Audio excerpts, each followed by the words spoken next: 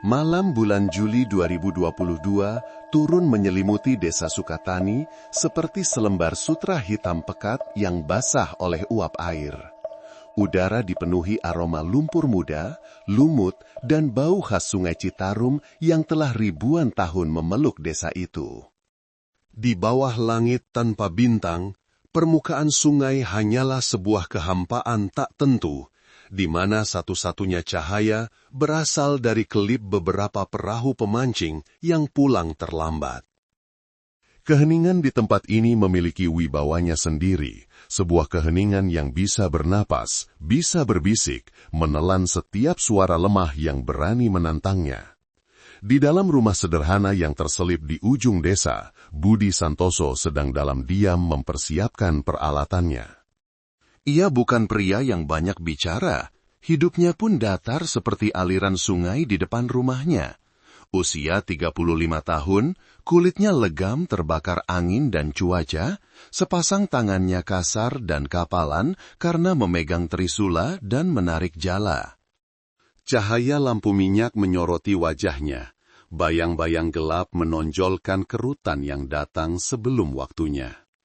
Ia meraih senter kepala, jenis senter dengan karet elastis yang sudah usang, memeriksa terangnya lampu LED. Cahaya putih kebiruan itu menyapu dingin seisi ruangan. Ia membenahi keranjang bambu yang tergantung di pinggangnya. Suara anyaman bambu yang bergesekan terdengar kering.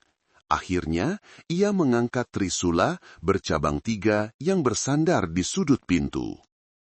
Trisula buatan sendiri dari batang bambu tua dengan 3 mata baja yang diasah tajam berkilauan di bawah cahaya lampu. Itulah alat pencari nafkahnya, perpanjangan tangannya dalam perburuan malam yang sunyi.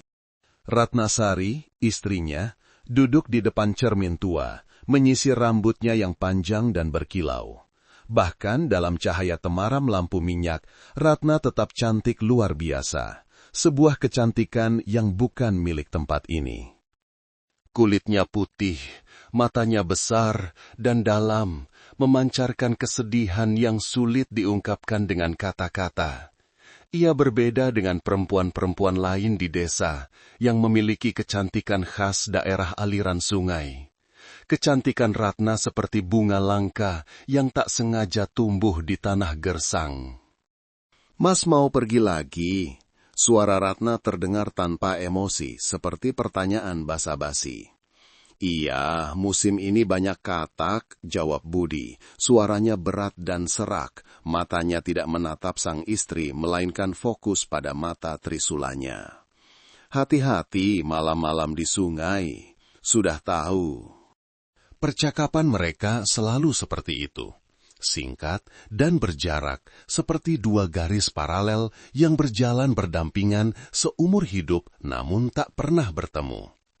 Ruang hampa tak kasat mata di antara mereka lebih luas dari permukaan sungai di luar sana. Budi tidak tahu kapan itu dimulai.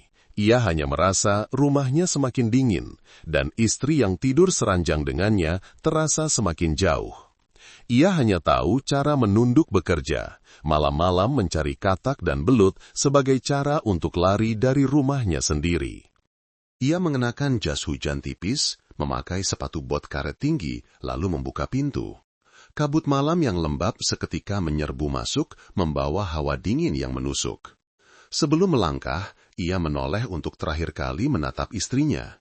Di bawah cahaya lampu, bayangannya memanjang di dinding.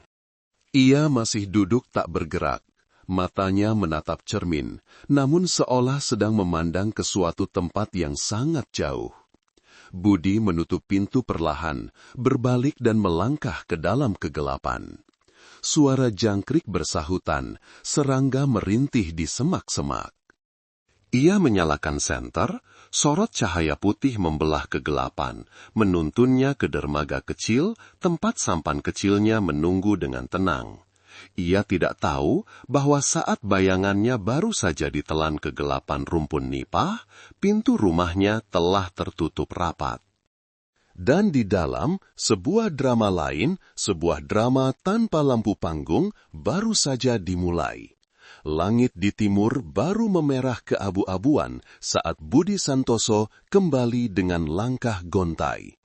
Embun pagi menyelimuti permukaan sungai dengan lapisan tipis yang kabur, membuat pemandangan terasa antara nyata dan fana. Keranjang bambu di pinggangnya terasa berat, penuh dengan hasil jerih payah semalaman, menyusuri rawa-rawa dan tepi parit. Katak-katak sawah yang gemuk terbaring diam, mengakhiri kehidupan liar mereka di ujung trisula yang tajam dan dingin. Tubuh Budi terasa remuk, dinginnya kabut malam telah meresap jauh ke dalam kulit dan dagingnya. Ia hanya ingin segera sampai di rumah, merebahkan diri di ranjang bambu yang akrab dan tenggelam dalam tidur singkat sebelum memulai pekerjaan pagi. Sampannya menepi dengan lembut, ia buru-buru mengikat tali ke sebatang pohon nipah, lalu mengangkat keranjang katak dan melangkah ke darat. Jalan setapak tanah menuju rumahnya masih sunyi. Suara ayam berkokok di kejauhan, menandakan hari baru telah dimulai di desa Sukatani.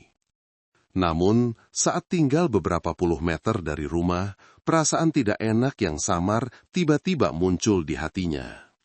Pintu kayu rumahnya sedikit terbuka, sebuah celah yang sangat aneh.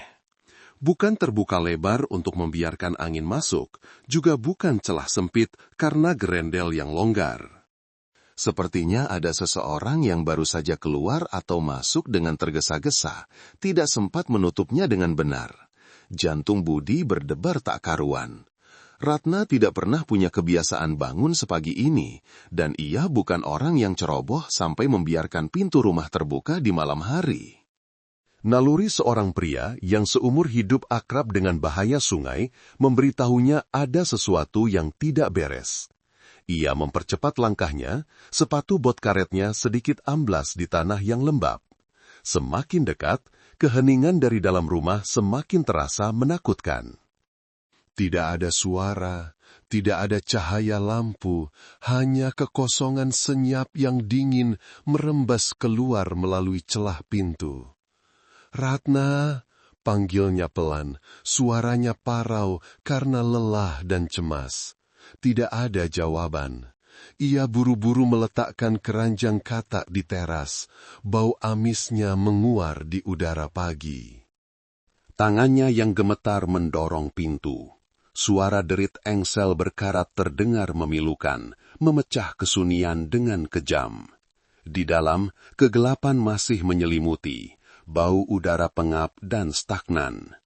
Ia meraba-raba dinding mencari saklar lampu. Lampu kuning redup di langit-langit menyala, mengusir kegelapan dan menampakkan pemandangan yang membuat Budi terpaku. Ruang tamu yang biasanya rapi kini berantakan. Sebuah kursi terbalik di tengah jalan. Beberapa barang kecil berserakan di lantai. Tapi yang paling membuatnya ngeri adalah pintu kamar tidur mereka yang juga terbuka lebar. Rasa dingin merayap di punggungnya. Ia tidak berani berpikir lebih jauh. Ia menerjang masuk ke kamar tidur. Jantungnya serasa diremas seseorang. Dan kemudian dunianya, dunia yang sudah retak, kini hancur berkeping-keping. Cahaya dari lampu luar yang masuk menyoroti pemandangan mengerikan yang tidak akan pernah bisa dilupakan Budi Santoso seumur hidupnya. Ratna Sari terbaring di lantai yang dingin di samping tempat tidur mereka. Rambut hitamnya yang panjang tergerai seperti bunga duka. Ia mengenakan piyama sutra tipis yang kini acak-acakan dan kusut. Matanya, mata yang selalu memancarkan kesedihan yang jauh, kini terbuka lebar dan kosong menatap langit-langit, seolah masih menyimpan kengerian luar biasa dari detik-detik terakhirnya. Di lehernya ada bekas memar keunguan yang dalam, tanda kekerasan yang mengerikan. Kamar itu berantakan, lemari pakaian kayu terbuka lebar, isinya ditarik keluar dan dilempar sembarangan. Kotak kayu kecil tempat Ratna biasa menyimpan beberapa perhiasan murahnya telah dicongkel paksa, tergeletak kosong di atas tempat tidur. Segalanya, dari posisi korban hingga kekacauan barang-barang, seolah meneriakkan dua kata, perampokan dan pembunuhan.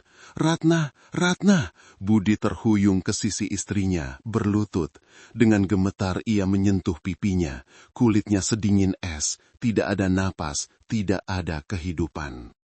Ia mengguncang tubuhnya, memanggil namanya dengan putus asa, tetapi yang menjawab hanyalah keheningan yang mematikan dan tatapan kosong dari mata yang selamanya tidak akan melihat apa-apa lagi. Perasaan kebas menjalari seluruh tubuh Budi. Otaknya tidak bisa menerima kenyataan yang mengerikan ini. Istri yang baru beberapa jam lalu ia lihat, kini telah menjadi mayat tanpa jiwa. Ia tidak bisa menangis. Rasa sakit yang terlalu besar, terlalu mendadak, telah berubah menjadi kekosongan yang ekstrim. Lalu, seperti binatang yang terluka, ia mengangkat kepalanya. Sebuah teriakan pilu yang menggila keluar dari lubuk dadanya, memecah kesunyian pagi. Teriakan itu membawa semua rasa sakit, kengerian, dan keputusasaan bergema di seluruh desa Sukatani, menandakan sebuah tragedi baru saja mulai terungkap. Beberapa tetangga terdekat terbangun oleh teriakan histeris itu. Mereka penasaran, berlari ke sana, dan ketika melihat pemandangan di dalam, jeritan ngeri pun susul menyusul. Seluruh desa kecil yang terbiasa dengan ritme kehidupan yang tenang, tiba-tiba diguncang oleh kejahatan yang mengerikan. Tak lama kemudian, suara sirene mobil polisi terdengar dari kejauhan, semakin dekat membelah udara duka dan keingintahuan yang menyelimuti rumah naas itu. Tragedi Desa Sukatani telah resmi tercatat dalam berkas kasus. Ketika sinar matahari pertama menembus lapisan kabut, menyinari desa Sukatani, ia tidak membawa kehangatan seperti biasanya, melainkan hanya menonjolkan suasana duka dan suram. Rumah Budi Santoso telah disegel dengan garis polisi berwarna kuning. Di luar, penduduk desa berkumpul semakin banyak, dari kejauhan menunjuk-nunjuk dan berbisik-bisik. Setiap wajah menunjukkan keterkejutan, ketakutan, dan di atas segalanya rasa ingin tahu. Polisi setempat dengan cepat tiba dan melakukan penyelidikan awal. Mereka memotret tempat kejadian perkara, mengambil keterangan dari para tetangga pertama. Budi Santoso, setelah syok awal, kini duduk meringkuk di sudut halaman, matanya kosong, tubuhnya gemetar. Ia tidak bisa berkata apa-apa, hanya mengulang-ulang nama istrinya tanpa sadar. Di tengah kerumunan yang penasaran, desas-desus mulai tumbuh, menyebar secepat minyak di atas air. Awalnya hanya bisikan, lirikan mata penuh makna. Tapi tak lama kemudian, mereka membentuk sebuah cerita, sebuah hipotesis yang kejam dan hidup hingga menakutkan. "Kasihan si Budi, tanduknya sebesar gapura desa," celetuk seorang bibi penjual ikan. "Jelas saja, si Ratna cantik begitu mana tahan hidup miskin di pojokan begini. Si Budi kan kerjanya cuma menunduk ke sungai, mana tahu apa-apa." Dan kemudian sebuah nama disebut. Awalnya ragu-ragu, lalu semakin jelas, Agus Wijaya. Kalau bukan si Agus tetangga sebelah, siapa lagi? Istrinya sudah meninggal beberapa tahun. Kerjanya kelayapan di sekitar rumah Ratna terus. Beberapa kali aku lihat dia kasih uang ke Ratna. Agus Wijaya, tetangga berusia 38 tahun yang menduda, adalah seorang pengemudi perahu yang cukup dikenal di daerah itu. Ia berpenampilan sangar, kulitnya gelap terbakar matahari, di lengannya ada tato naga yang cukup garang. Ia tinggal sendirian di rumah persis di sebelah rumah Budi Santoso. Kesendirian dan penampilannya yang misterius membuat desas-desus itu semakin bisa dipercaya. Sebuah ungkapan, sebuah perumpamaan yang kental dengan gaya bahasa masyarakat tepi sungai mulai dibisikkan dari mulut ke mulut, menjadi pusat dari semua perbincangan. Suami pergi mencari katak, istri di rumah membiarkan tetangga mencari kepiting. Kalimat itu awalnya hanya candaan jahat, tetapi dalam konteks sebuah kasus pembunuhan, ia tiba-tiba menjadi syarat dengan makna tuduhan. Mencari kepiting bukan lagi tindakan menangkap kepiting biasa. Itu adalah kode vulgar yang mengisyaratkan hubungan gelap dan terlarang antara Ratnasari dan Agus Wijaya.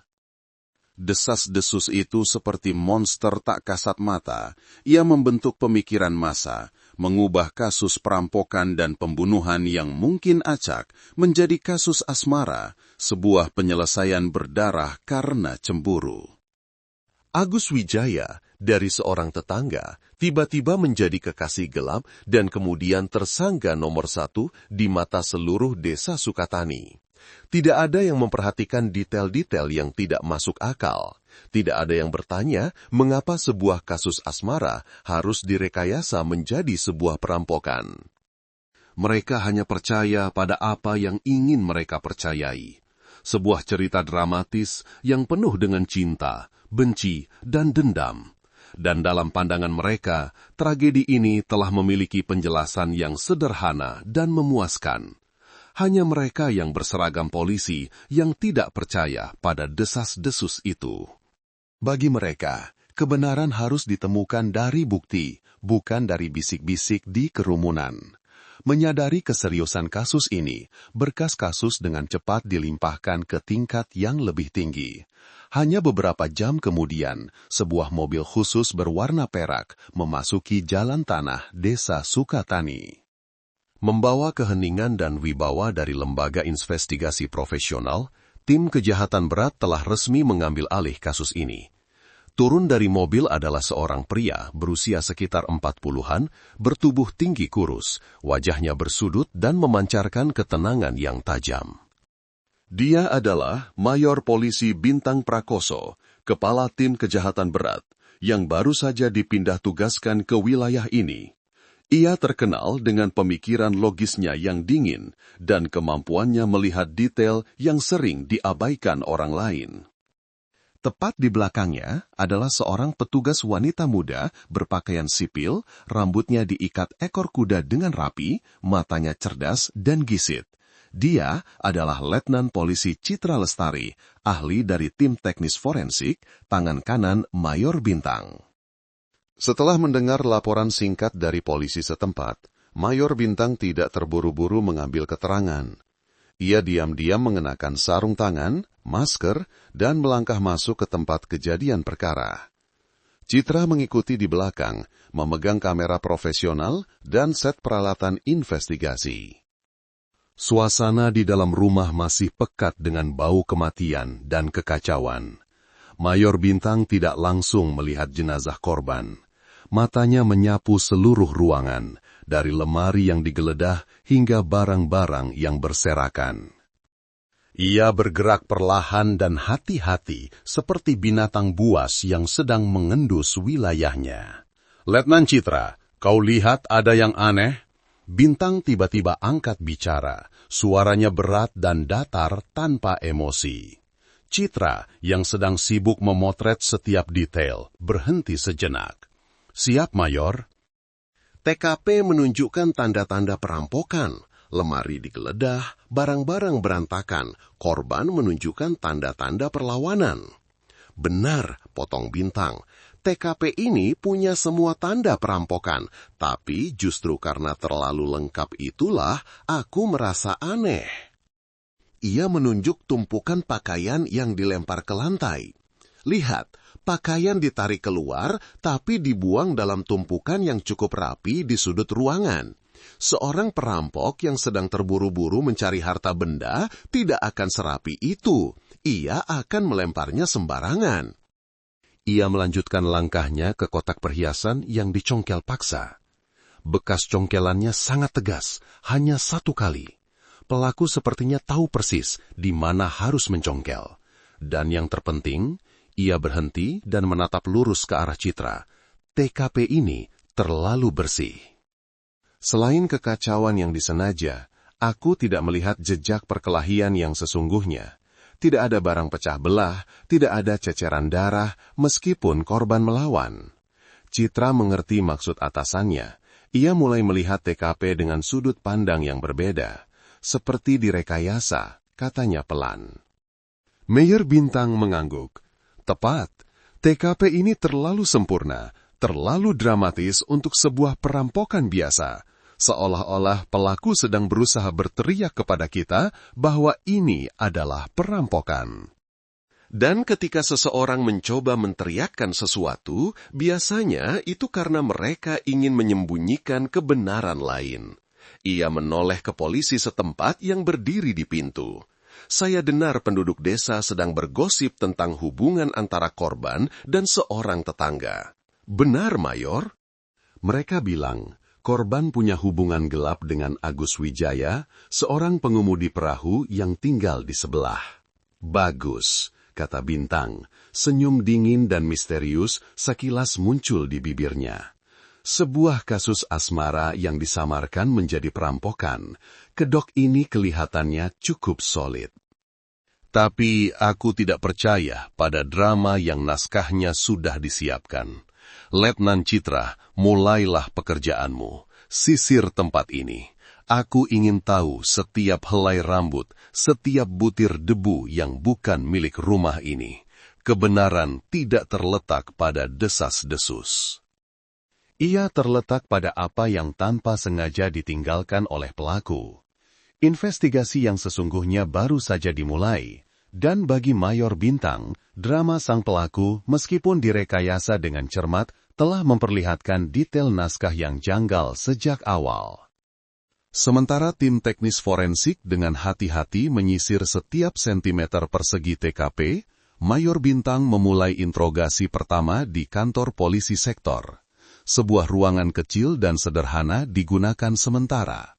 Orang pertama yang dipanggil adalah Budi Santoso. Ia sudah sedikit lebih tenang, tetapi rasa sakit masih terukir jelas di wajahnya yang keras.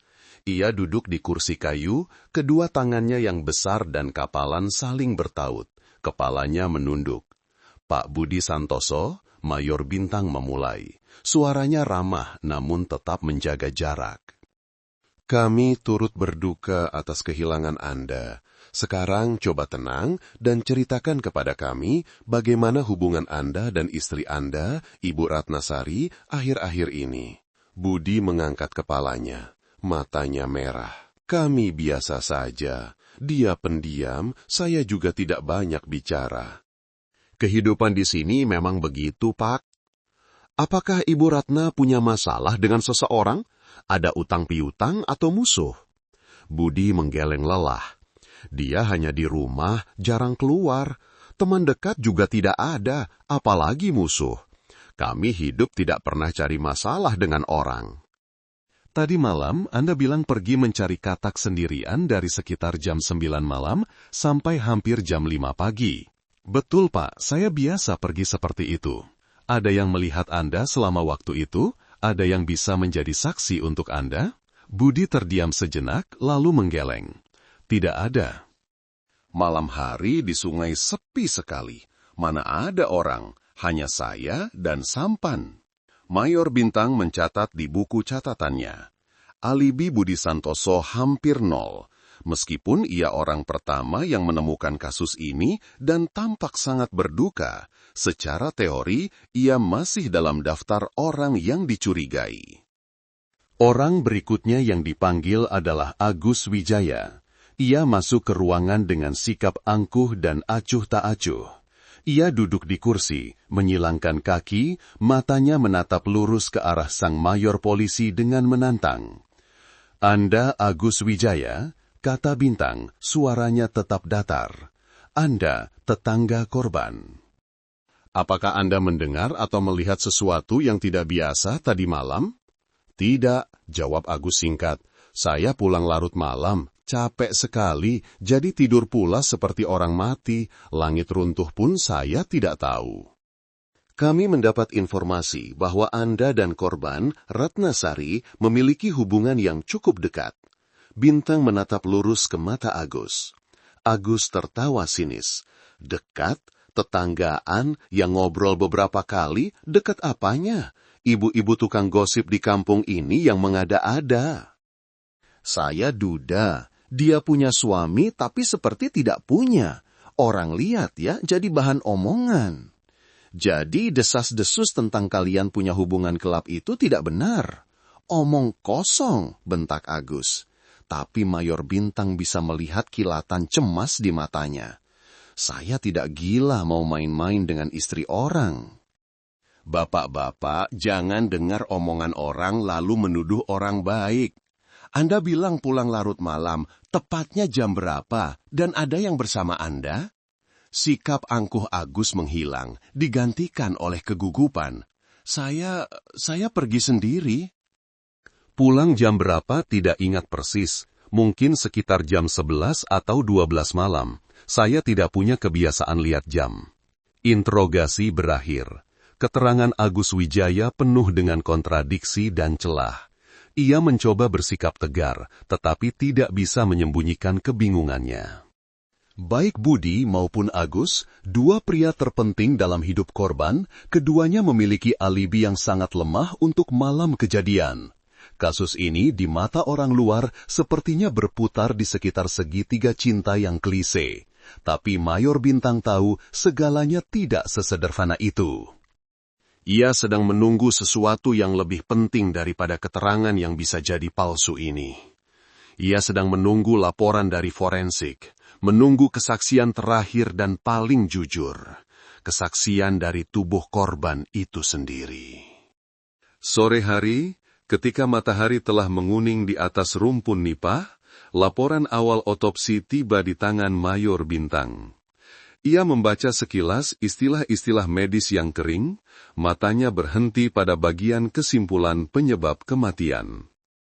Korban meninggal karena asfiksia mekanik, akibat jeratan di leher dengan benda berpenampang lunak, berbentuk tali, bisa jadi tali tambang atau sepotong kain. Waktu kematian diperkirakan antara pukul 10 malam hingga pukul 1 pagi. Di tubuhnya ada beberapa bekas memar akibat perlawanan, tetapi tidak ada luka lain. Informasi ini tidak di luar dugaannya, tetapi detail yang membuat Bintang mengerutkan kening terletak pada satu bagian kecil di akhir laporan, bagian benda asing yang ditemukan. Di bawah kuku tangan kanan korban ditemukan serpihan dan serat asing. Secara spesifik, sejumlah kecil serpihan kayu berwarna gelap, bertekstur halus, tidak teridentifikasi jenisnya di tempat, dan beberapa serat tumbuhan sangat kecil berwarna coklat muda yang tampaknya telah melalui proses pengolahan. Mayor Bintang membaca ulang bagian ini. Inilah jejak perkelahian terakhir. Inilah yang berhasil dicakar Ratnasari dari pelaku, atau dari suatu benda milik pelaku saat ia berjuang mempertahankan hidupnya. Serpihan kayu aneh, serat tumbuhan aneh. Keduanya tidak seperti benda yang biasa ditemukan di rumah pedesaan biasa. Di rumah Budi dan Ratna, perabotan sebagian besar terbuat dari bambu atau kayu murah, pakaian mereka pun hanya kain katun biasa. Bukti-bukti kecil ini tidak cocok dengan hipotesis tentang perampok kecil di desa, juga tidak berhubungan dengan pembunuh karena cemburu seperti Agus Wijaya. Seorang pengemudi perahu seperti Agus, jika melakukan kejahatan, jejak yang ditinggalkan mungkin bau, oli mesin, pasir, atau serat tambang, bukan serpihan kayu berharga dan serat tumbuhan olahan. Sitra, panggil Bintang melalui radio, segera kirim sampel yang ditemukan di bawah kuku korban untuk dianalisis. Aku ingin tahu persis itu jenis kayu apa dan serat apa.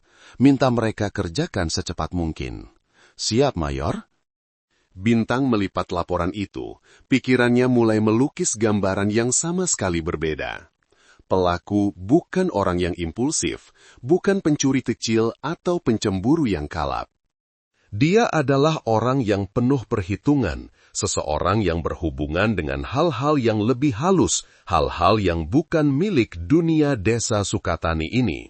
Dan saat ia sedang berpikir, laporan lain dari tim olah TKP datang. Citra telah menemukan sesuatu yang tidak biasa lagi. Sebuah detail kecil, namun memperkuat kecurigaan Bintang. Letnan Citra masuk ke ruang kerja sementara. Wajahnya sedikit bersemangat seperti orang yang baru saja membuat penemuan penting. Ia meletakkan sebuah tablet di atas meja. Di layarnya ada foto close-up kusen jendela kayu kamar tidur korban. Lihat ini, Mayor. Ia menunjuk satu titik di foto. Saya menemukan goresan yang sangat aneh di tepi bawah kusen jendela. Bintang mengambil tablet itu, memperbesar gambar. Itu adalah goresan tipis sepanjang beberapa sentimeter, masih sangat baru, memperlihatkan serat kayu putih di balik lapisan cat biru yang sudah usang. Apa yang istimewa? Tanya Bintang. Ini bukan bekas congkelan. Bekas congkelan untuk masuk biasanya bentuknya berbeda, lebih dalam, dan ada banyak goresan paralel karena pelaku mencoba mencongkel pintu. Goresan ini berbeda, lurus, rapi, dan sepertinya dibuat oleh satu benturan tunggal. Citra beralih ke foto lain yang diambil dari sudut berbeda, dengan penggaris ukur di sebelahnya.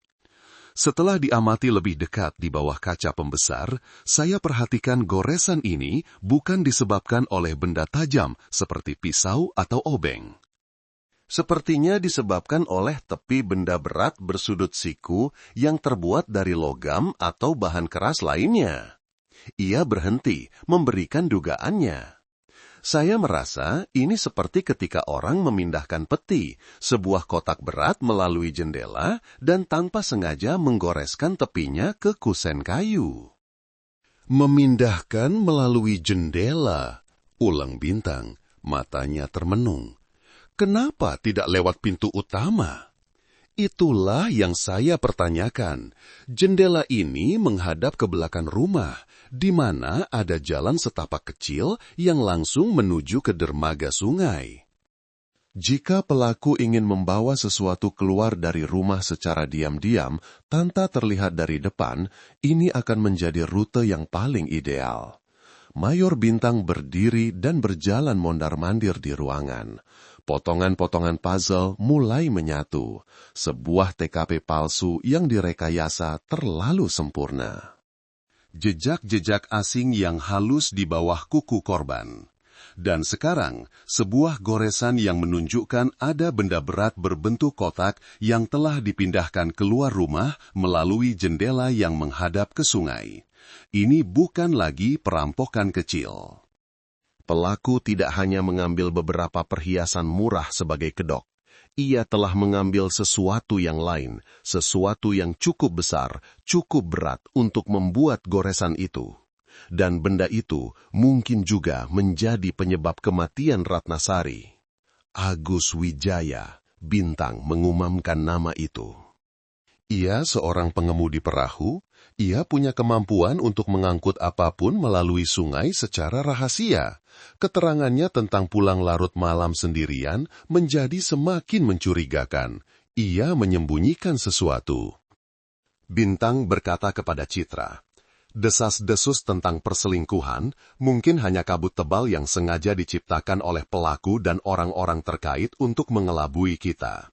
Kasus ini lebih dalam dari yang kita duga.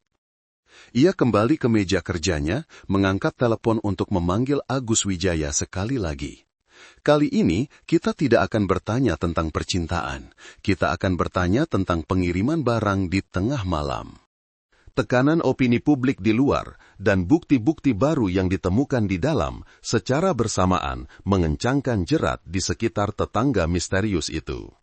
Berita tentang Agus Wijaya dipanggil untuk kedua kalinya menyebar ke seluruh desa Sukatani lebih cepat dari air pasang. Bagi penduduk desa, ini adalah konfirmasi atas desas-desus mereka. Mereka percaya polisi telah menemukan petunjuk dan penjahatnya akan segera terungkap.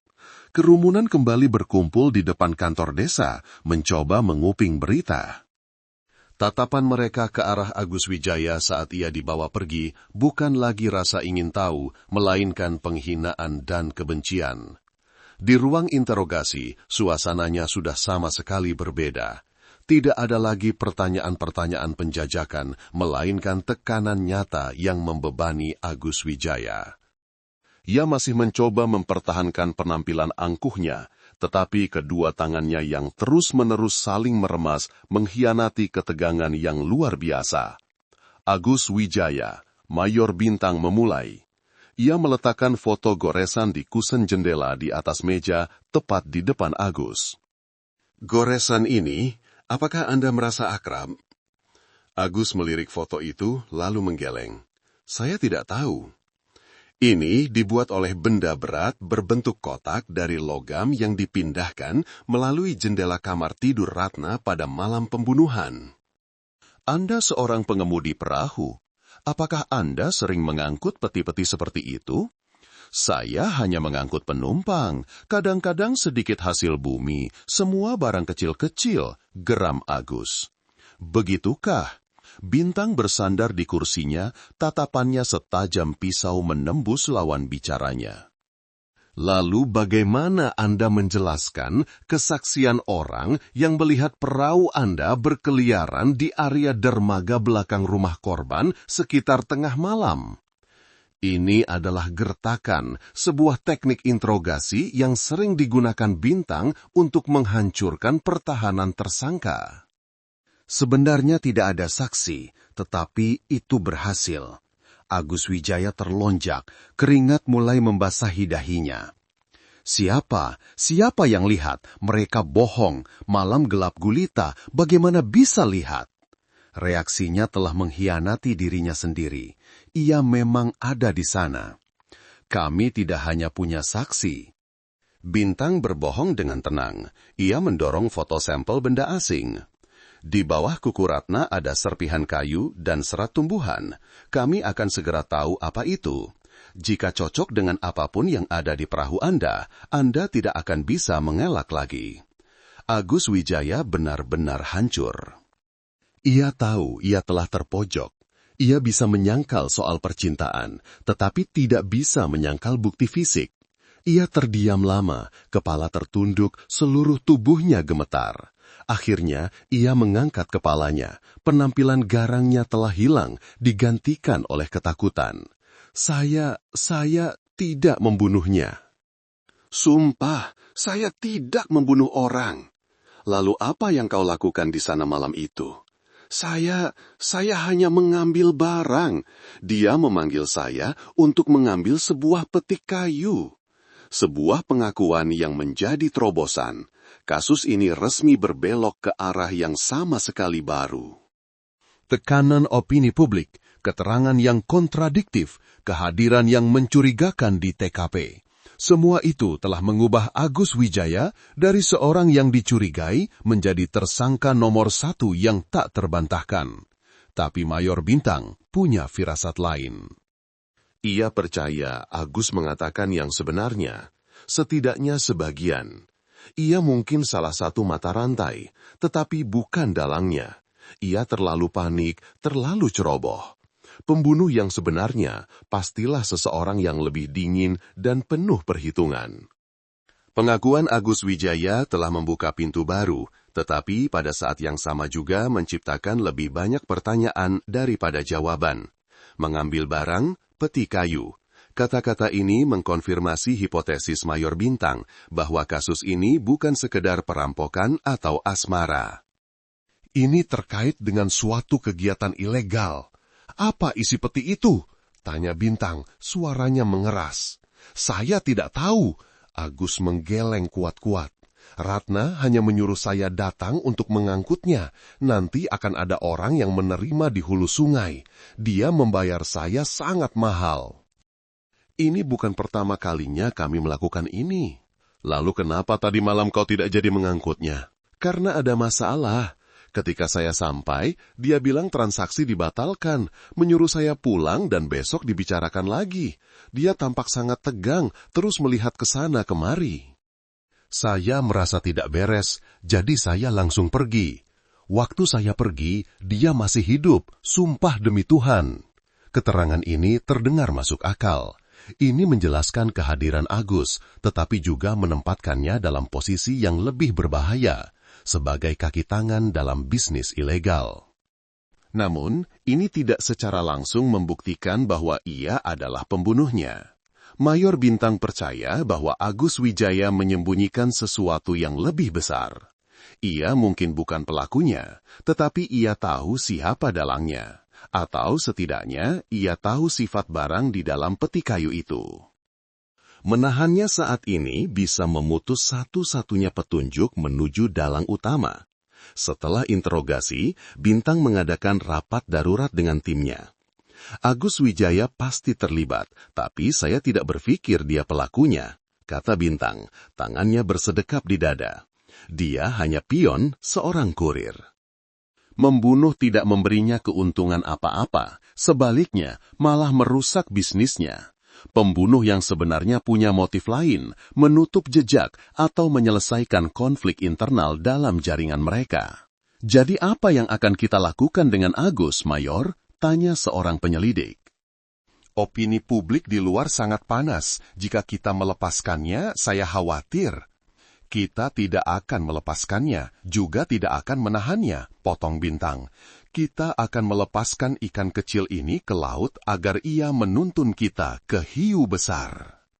Mulai saat ini, Agus Wijaya akan diawasi secara diam-diam 24/7.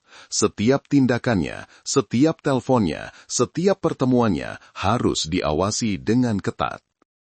Dia sangat ketakutan, dan orang yang ketakutan pasti akan mencari orang yang bisa melindunginya, atau orang yang ia anggap telah menjerumuskannya ke dalam situasi ini. Ia menoleh ke Citra. Sementara itu, Letnan fokus pada korban.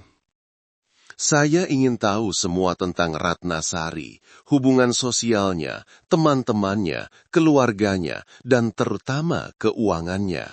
Seorang wanita desa biasa tidak mungkin terlibat dalam jaringan pengiriman barang rahasia seperti ini. Pasti ada rahasia di baliknya. Perintah dikeluarkan. Satu tim pengintai elit ditugaskan untuk mengikuti Agus Wijaya seperti bayangan. Sementara Citra, ia memulai perjalanannya ke dunia digital, ke masa lalu, wanita yang telah meninggal itu, berharap menemukan potongan puzzle yang hilang. Kasus ini kini telah menjadi permainan catur yang rumit. Mayor Bintang baru saja melepaskan pion berbahaya ke papan catur dan ia sedang menunggu langkah selanjutnya dari lawan yang tak terlihat. Sementara para pengintai diam-diam menebar jaring di sekitar Agus Wijaya, Letnan Citra terjun ke dalam penyelidikan lain, sebuah penyelidikan tanpa suara tembakan atau kejar-kejaran, tetapi tidak kalah menegangkan, dunia keuangan Ratna Sari. Awalnya, semuanya tampak sangat normal. Rekening bank yang diketahui Budi Santoso dan sesekali ia kirimi uang hanya memiliki saldo kecil, cukup untuk pengeluaran sehari-hari. Transaksinya pun tidak ada yang mencolok. Tetapi Citra, dengan ketajaman seorang ahli teknologi, tidak percaya itu saja. Ia meminta penelusuran di seluruh sistem perbankan dengan informasi pribadi Ratna Sari, dan hasilnya tidak mengecewakannya. Sebuah rekening lain atas nama Ratna Sari ditemukan di sebuah cabang bank di kota, lebih dari 50 km dari desa Sukatani. Ini adalah rekening rahasia yang bahkan Budi Santoso tidak tahu. Ketika Citra melihat saldonya, ia terkejut. Angkanya mencapai 9 digit, sebuah kekayaan yang luar biasa bagi seorang wanita yang dianggap hanya hidup dari hasil kerja suaminya mencari katak. Tetapi yang lebih menarik adalah riwayat transaksinya.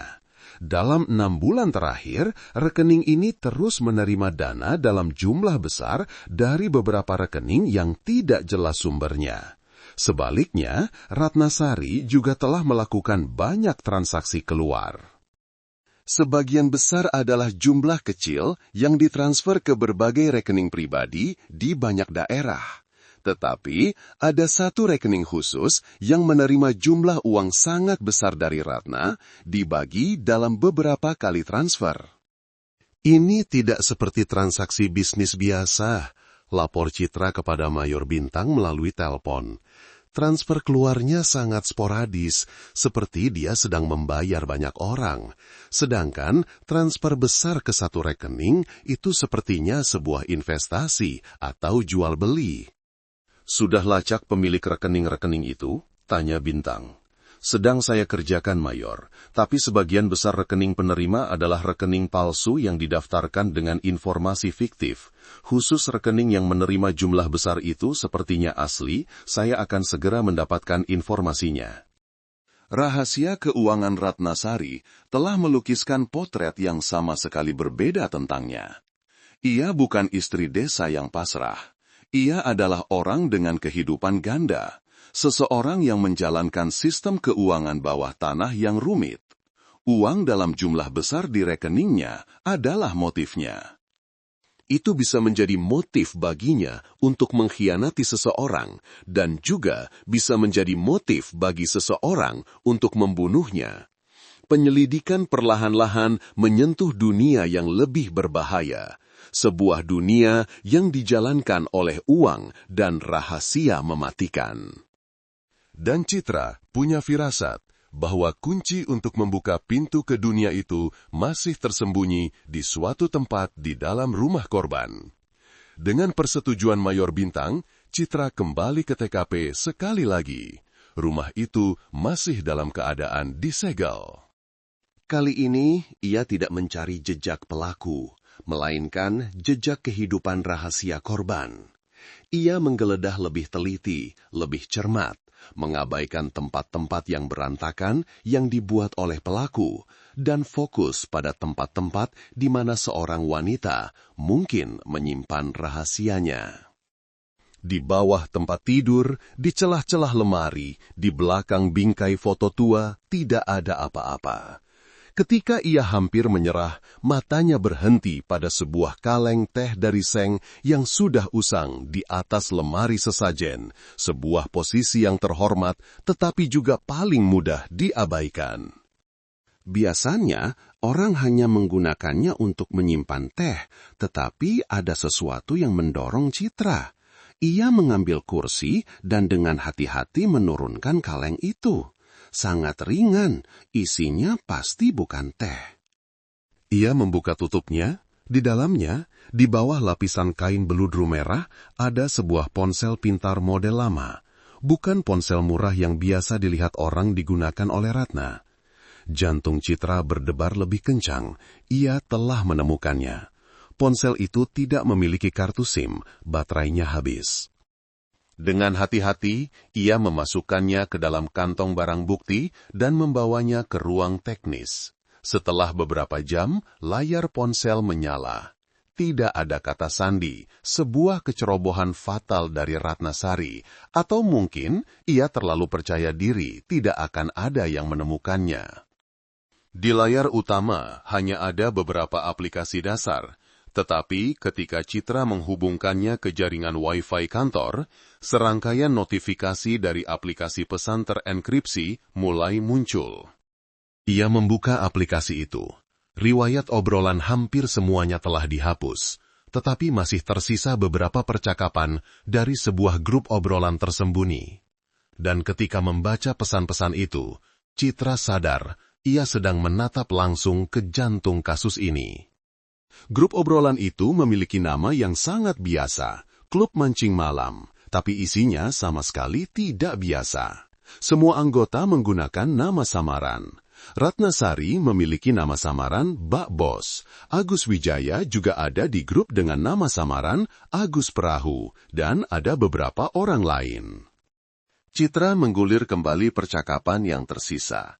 Ia melihat frasa, mencari katak, dan mencari kepiting muncul dengan frekuensi tinggi, tetapi dalam konteks yang sangat aneh. Seorang anggota bernama Pak D3 menulis, "Malam ini ada yang mau cari katak di dekat Candi Terbengkalai, katanya lagi ada gerakan." Orang lain menjawab, "Hati-hati, air lagi besar, cari katak tidak aman.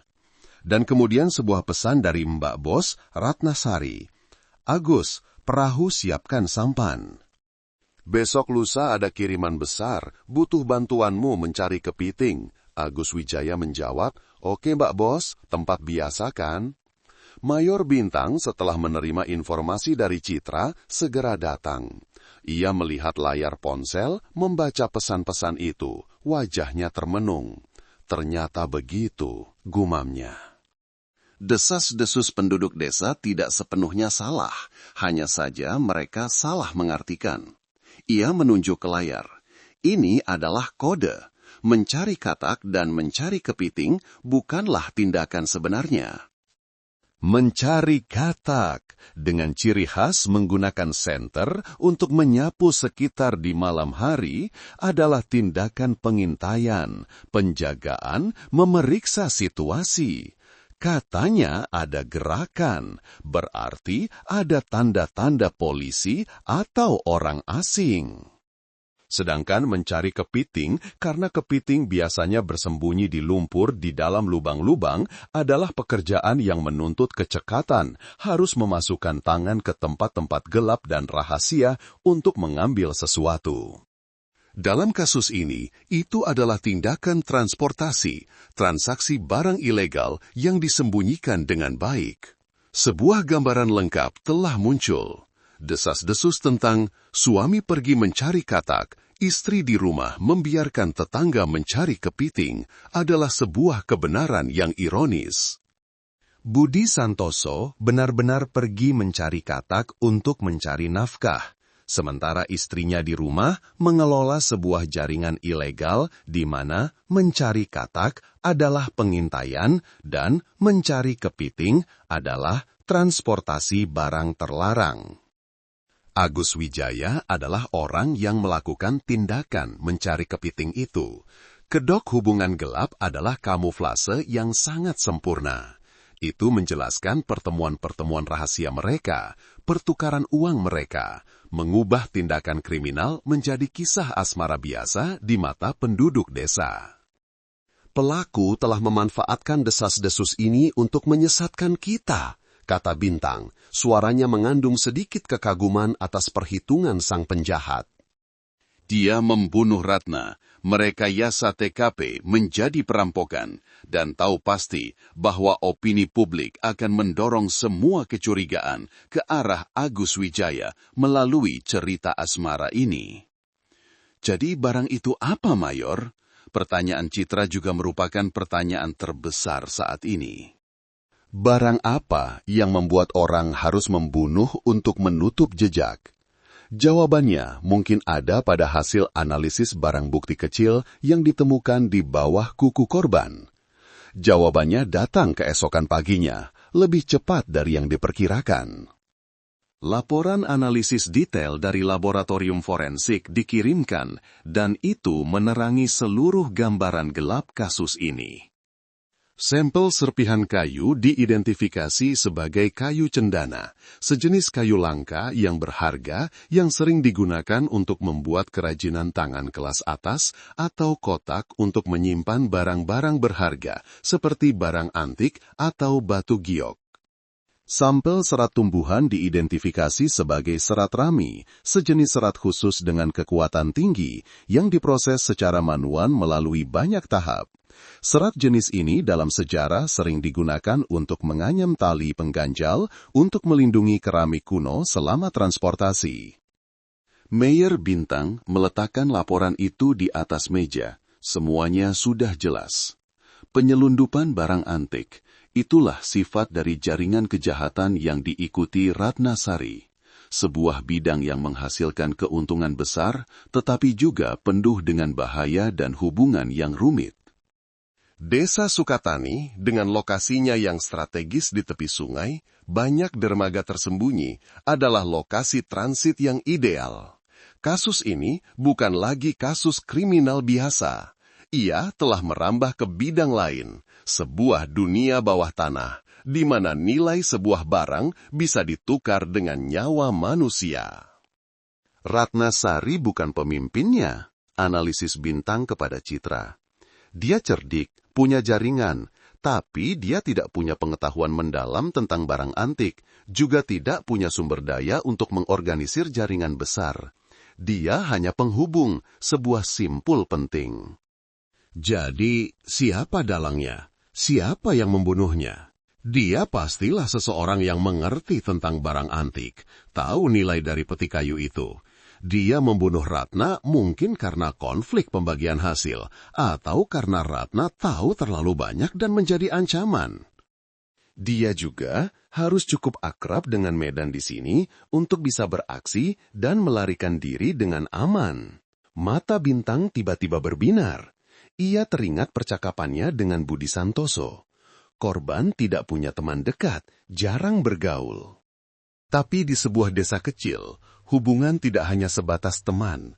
Ada juga orang-orang yang dihormati, orang-orang berpengaruh yang disegani semua orang. Saat itu, radionya berbunyi, panggilan dari tim pengintai yang mengikuti Agus Wijaya. Mereka punya informasi panas. Lapor Mayor. Subjek Agus Wijaya baru saja melakukan pertemuan rahasia. Suara pengintai itu terdengar sedikit tergesa-gesa. Di mana? Dengan siapa? Tanya Bintang segera. Di sebuah anak sungai kecil sekitar 3 kilometer dari desa. Dia pergi dengan perahu sendirian ke sebuah area rawa yang lebat. Ada perahu lain yang sudah menunggu di sana. Orang di perahu lain itu memakai penutup wajah. Kami tidak bisa mengidentifikasinya. Keduanya berbicara sekitar 5 menit, sepertinya sangat tegang. Subjek Agus tampaknya mencoba menjelaskan sesuatu, sementara orang itu terus melambaikan tangan. Kemudian perahu asing itu cepat-cepat pergi menuju ke arah hulu. Kami tidak berani mengikuti karena takut ketahuan. Agus sekarang bagaimana? Dia masih di sana, tampak sangat bingung. Dia baru saja membuang sesuatu ke sungai. Dengan segala cara, temukan benda yang baru saja ia buang. Dan terus awasi subjek, jangan sampai kehilangan jejak. Bintang menutup telepon, wajahnya menjadi tegang. Pertemuan ini mengkonfirmasi bahwa Agus Wijaya sedang mencoba menghubungi komplotannya. Transaksi yang gagal dan tegang menunjukkan bahwa internal jaringan sedang bermasalah serius setelah kematian Ratna Sari. Pria misterius itu pastilah mata rantai penting. Beberapa jam kemudian, tim pengintai melaporkan kembali. Mereka telah menyelam dan menemukan benda yang dilempar Agus Wijaya ke sungai. Itu adalah sebuah ponsel murah, jenis ponsel bata yang dibungkus rapat dalam kantong plastik. Ponsel ini mungkin satu-satunya alat komunikasi antara Agus dan jaringannya. Inilah saatnya untuk bertindak. Ikan kecil Agus Wijaya telah memberikan informasi yang cukup. Sekarang saatnya menebar jala. Siapkan surat perintah penangkapan untuk Agus Wijaya, perintah Bintang. Kali ini dia tidak akan punya apa-apa lagi untuk disangkal. Agus Wijaya digiring ke kantor polisi pada malam hari. Kali ini, sikap angkuhnya telah benar-benar lenyap, digantikan oleh ketakutan dan keputusasaan. Ia tahu ia tidak punya jalan keluar. Di hadapan bukti yang tak terbantahkan, ponsel komunikasi rahasia, kesaksian tentang pertemuan di sungai, Agus Wijaya benar-benar runtuh. Ia mulai mengaku, tetapi hanya setengah kebenaran, setengah yang ia anggap bisa menyelamatkan nyawanya. Baik, saya bicara semua, katanya terbata-bata. Kedua tangannya yang diborgol di atas meja gemetar. Benar, saya dan Ratna ada kerjasama, tapi saya cuma kuli angkut barang sewaan. Ia bercerita bahwa sekitar setahun yang lalu, Ratna Sari mendatanginya. Ia tahu Agus mahir di sungai dan butuh uang setelah istrinya meninggal, jadi ia mengajaknya untuk ikut mengangkut barang.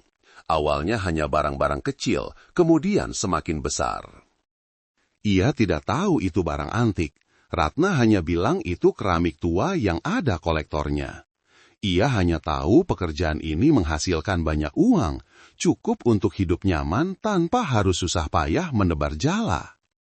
Gosip saya sama dia main serong itu juga sengaja dibuat sama si Ratna. Aku Agus, suaranya penuh kepahitan. Dia bilang begitu supaya kalau saya datang ke rumahnya, kalau kami pergi berdua, tidak akan ada yang curiga. Orang-orang cuma akan pikir itu urusan laki-laki perempuan iseng. Saya memang bodoh percaya sama dia. Pengakuan ini cocok sekali dengan analisis tim penyidik.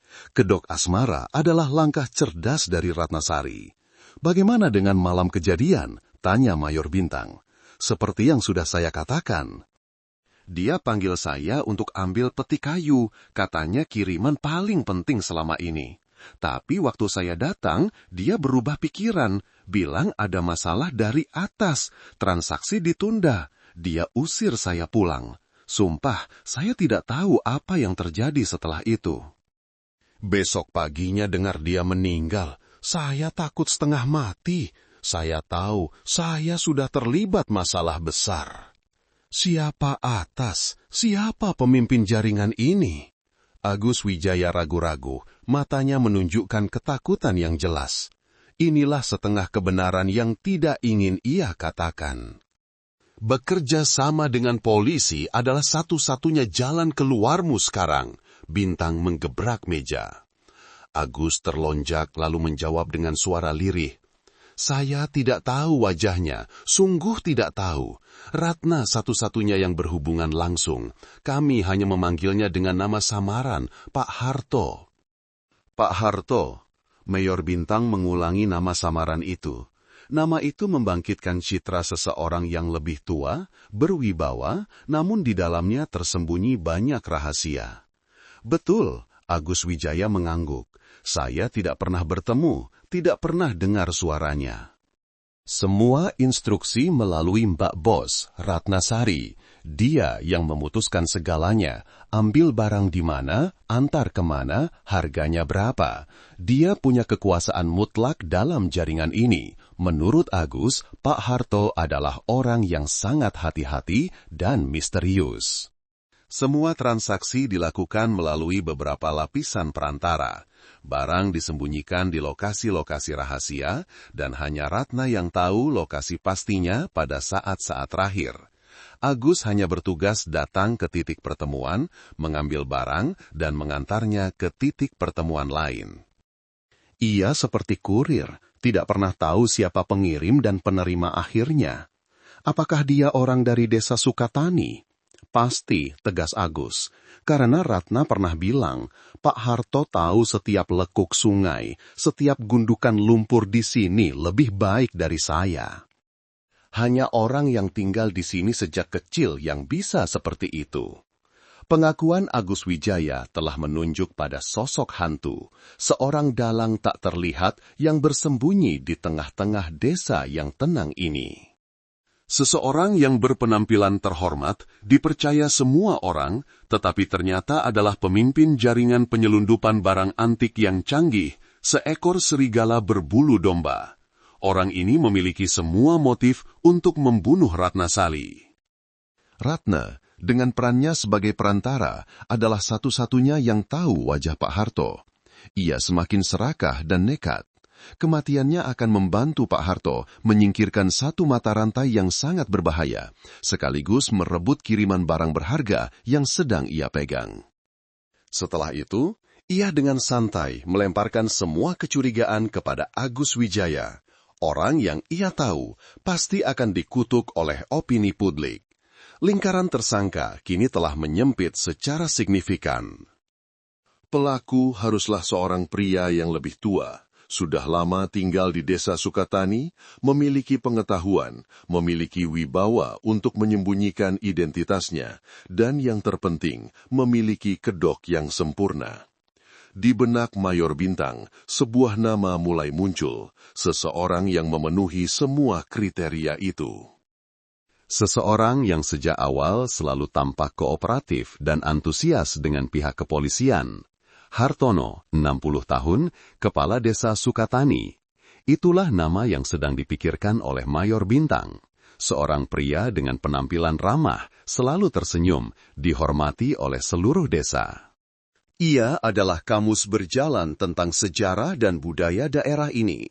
Sejak awal kasus, ia tampak sangat bersemangat memberikan polisi banyak informasi tentang hubungan antar warga di desa, membantu menenangkan opini publik. Sebuah kedok yang sangat sempurna. Tapi justru kesempurnaan itulah yang membuat Bintang curiga. Hartono memiliki pengetahuan luas tentang barang antik. Ia pernah pamer kepada polisi tentang beberapa keramik tua yang dikoleksi keluarganya. Ia punya wibawa, bisa bepergian kemana saja di desa, kapan saja, tanpa dicurigai. Dan yang terpenting, sebagai kepala desa, ia tahu setiap sudut, setiap rahasia daerah aliran sungai ini. Namun, semua itu hanyalah spekulasi. Tidak ada satupun bukti langsung yang memberatkan Hartono. Untuk membongkar kedok rubah tua seperti itu, tidak bisa bertindak gegabah. Bintang memutuskan untuk memainkan langkahnya sendiri. Sore itu, ia datang ke rumah Hartono dengan dalih berterima kasih atas bantuannya dan ingin tahu lebih banyak tentang budaya lokal untuk kepentingan penyelidikan. Rumah kepala desa adalah sebuah rumah kayu tua yang dibangun dengan gaya arsitektur kuno. Terletak di lokasi terbaik di desa, menghadap langsung ke bagian sungai yang lebar. Di dalam rumah, banyak perabotan antik dipajang, dari satu set meja kursi kayu jati yang sudah mengkilap, hingga guci-guci keramik antik yang diletakkan dengan hormat di rak. Hartono menyambut Mayor Bintang dengan sangat hangat. Ia menyeduh teko teh melanti yang harum. Mulai bercerita tentang sejarah desa Sukatani, tentang legenda-legenda terkait barang antik yang pernah ditemukan di dasar sungai. Bintang diam mendengarkan, sesekali mengangguk, menunjukkan kekaguman pada pengetahuan luas sang kepala desa. Tapi mata sang mayor tidak berhenti mengamati. Ia memperhatikan kedua tangan Hartono, sepasang tangan orang tua, tapi masih sangat kuat, jari-jarinya panjang dan lentur. Ia juga memperhatikan buku-buku tua tentang keramik dan barang antik yang tersusun di rak. Percakapan berlangsung dengan santai sampai Bintang tiba-tiba mengubah topik. Pak Kades, saya dengar daerah sungai ini punya banyak cerita menarik. Apakah Bapak bisa menceritakan sebuah dongeng atau fabel yang khas dari sini? Hartono sedikit terdiam mendengar pertanyaan tak terduga itu, tapi kemudian ia tersenyum, senyum yang dalam. Tentu saja Pak Mayor, biar saya ceritakan kisah tentang ikan mas dan kepiting. Hartono menyesap tehnya, matanya memandang jauh ke arah sungai, lalu perlahan bercerita. Suaranya berat dan menawan seperti seorang pendongeng profesional. Dikisahkan, di sungai ini dulu ada seekor ikan mas betina yang sangat cantik dan pintar. Ia tidak mau hidup biasa-biasa saja di dasar sungai. Ia selalu bermimpi suatu hari nanti bisa melewati gerbang naga dan berubah menjadi naga yang terbang ke langit. Ia menemukan sebuah jalan rahasia, sebuah aliran air bawah tanah yang bisa membawanya lebih cepat ke gerbang naga itu. Ia berhenti, melirik Mayor Bintang seolah memastikan tamunya masih mendengarkan. Tapi, untuk menjaga jalan rahasia itu, si ikan mas meminta bantuan seekor kepiting batu, kepiting terbesar dan terkuat di daerah itu. Ikan mas berjanji bahwa setelah menjadi naga, ia akan memberikan kekuatan dan kekuasaan atas seluruh wilayah sungai kepada si kepiting. Kepiting setuju dan menggunakan capitnya yang kuat untuk mengangkut makanan, membersihkan rintangan di jalan rahasia untuk ikan mas. Mayor Bintang diam, tapi dalam hatinya ia mengerti. Ikan mas adalah Ratnasari dengan ambisinya untuk mengubah nasib, dan kepiting batu tidak lain adalah Agus Wijaya, sang kurir. Hartono melanjutkan ceritanya, suaranya sedikit sedih. Tapi kemudian si ikan mas menjadi semakin serakah. Ia tidak hanya ingin menjadi naga, ia juga ingin memiliki semua permata berharga yang ada di sepanjang jalan rahasia itu. Ia memaksa kepiting bekerja lebih keras, lebih berbahaya. Kepiting tidak tahu nilai permata itu. Ia hanya ingin keamanan dan imbangan yang telah dijanjikan. Konflik di antara mereka semakin besar. Lalu, suatu hari, suara Hartono merendah ketika hanya tinggal sedikit lagi menuju gerbang naga, si ikan mas tiba-tiba menghilang. Kabarnya, ia dimakan oleh seekor buaya besar. Si kepiting yang ketakutan bersembunyi di lubang yang dalam dan tidak pernah muncul lagi. Jalan rahasia dan permata-permata itu pun selamanya terkubur di dasar sungai. Cerita berakhir, Hartono menghela napas. Sangat disayangkan, bukan Pak Mayor? Sebuah mimpi besar hancur berkeping-keping hanya karena keserakahan yang tak ada habisnya. Mayor Bintang mengangguk, tapi matanya menajam. Ia mengerti ini bukan sekadar fabel. Ini adalah sebuah pesan, sebuah penjajakan, dan juga sebuah peringatan. Hartono sedang menceritakan kembali kasus ini dari sudut pandangnya. Seekor buaya besar telah memakan ikan mas. Dalang di balik layar yang memiliki kekuatan absolut telah menyingkirkan bawahannya yang serakah. Dan dengan menceritakan kisah ini, Hartono secara halus mengakui keberadaan jalan rahasia, jaringan penyelundupan, sekaligus menempatkan dirinya di luar lingkaran sebagai pengamat yang hanya bisa menyesali sebuah tragedi. Cerita yang sangat bagus, sangat bermakna, kata Bintang dengan suara tenang. Terima kasih Pak Kades. Mungkin tugas kami sekarang adalah menemukan buaya besar itu. Hartono tersenyum. Semoga berhasil Pak. Sungai dalam banyak ikan besarnya.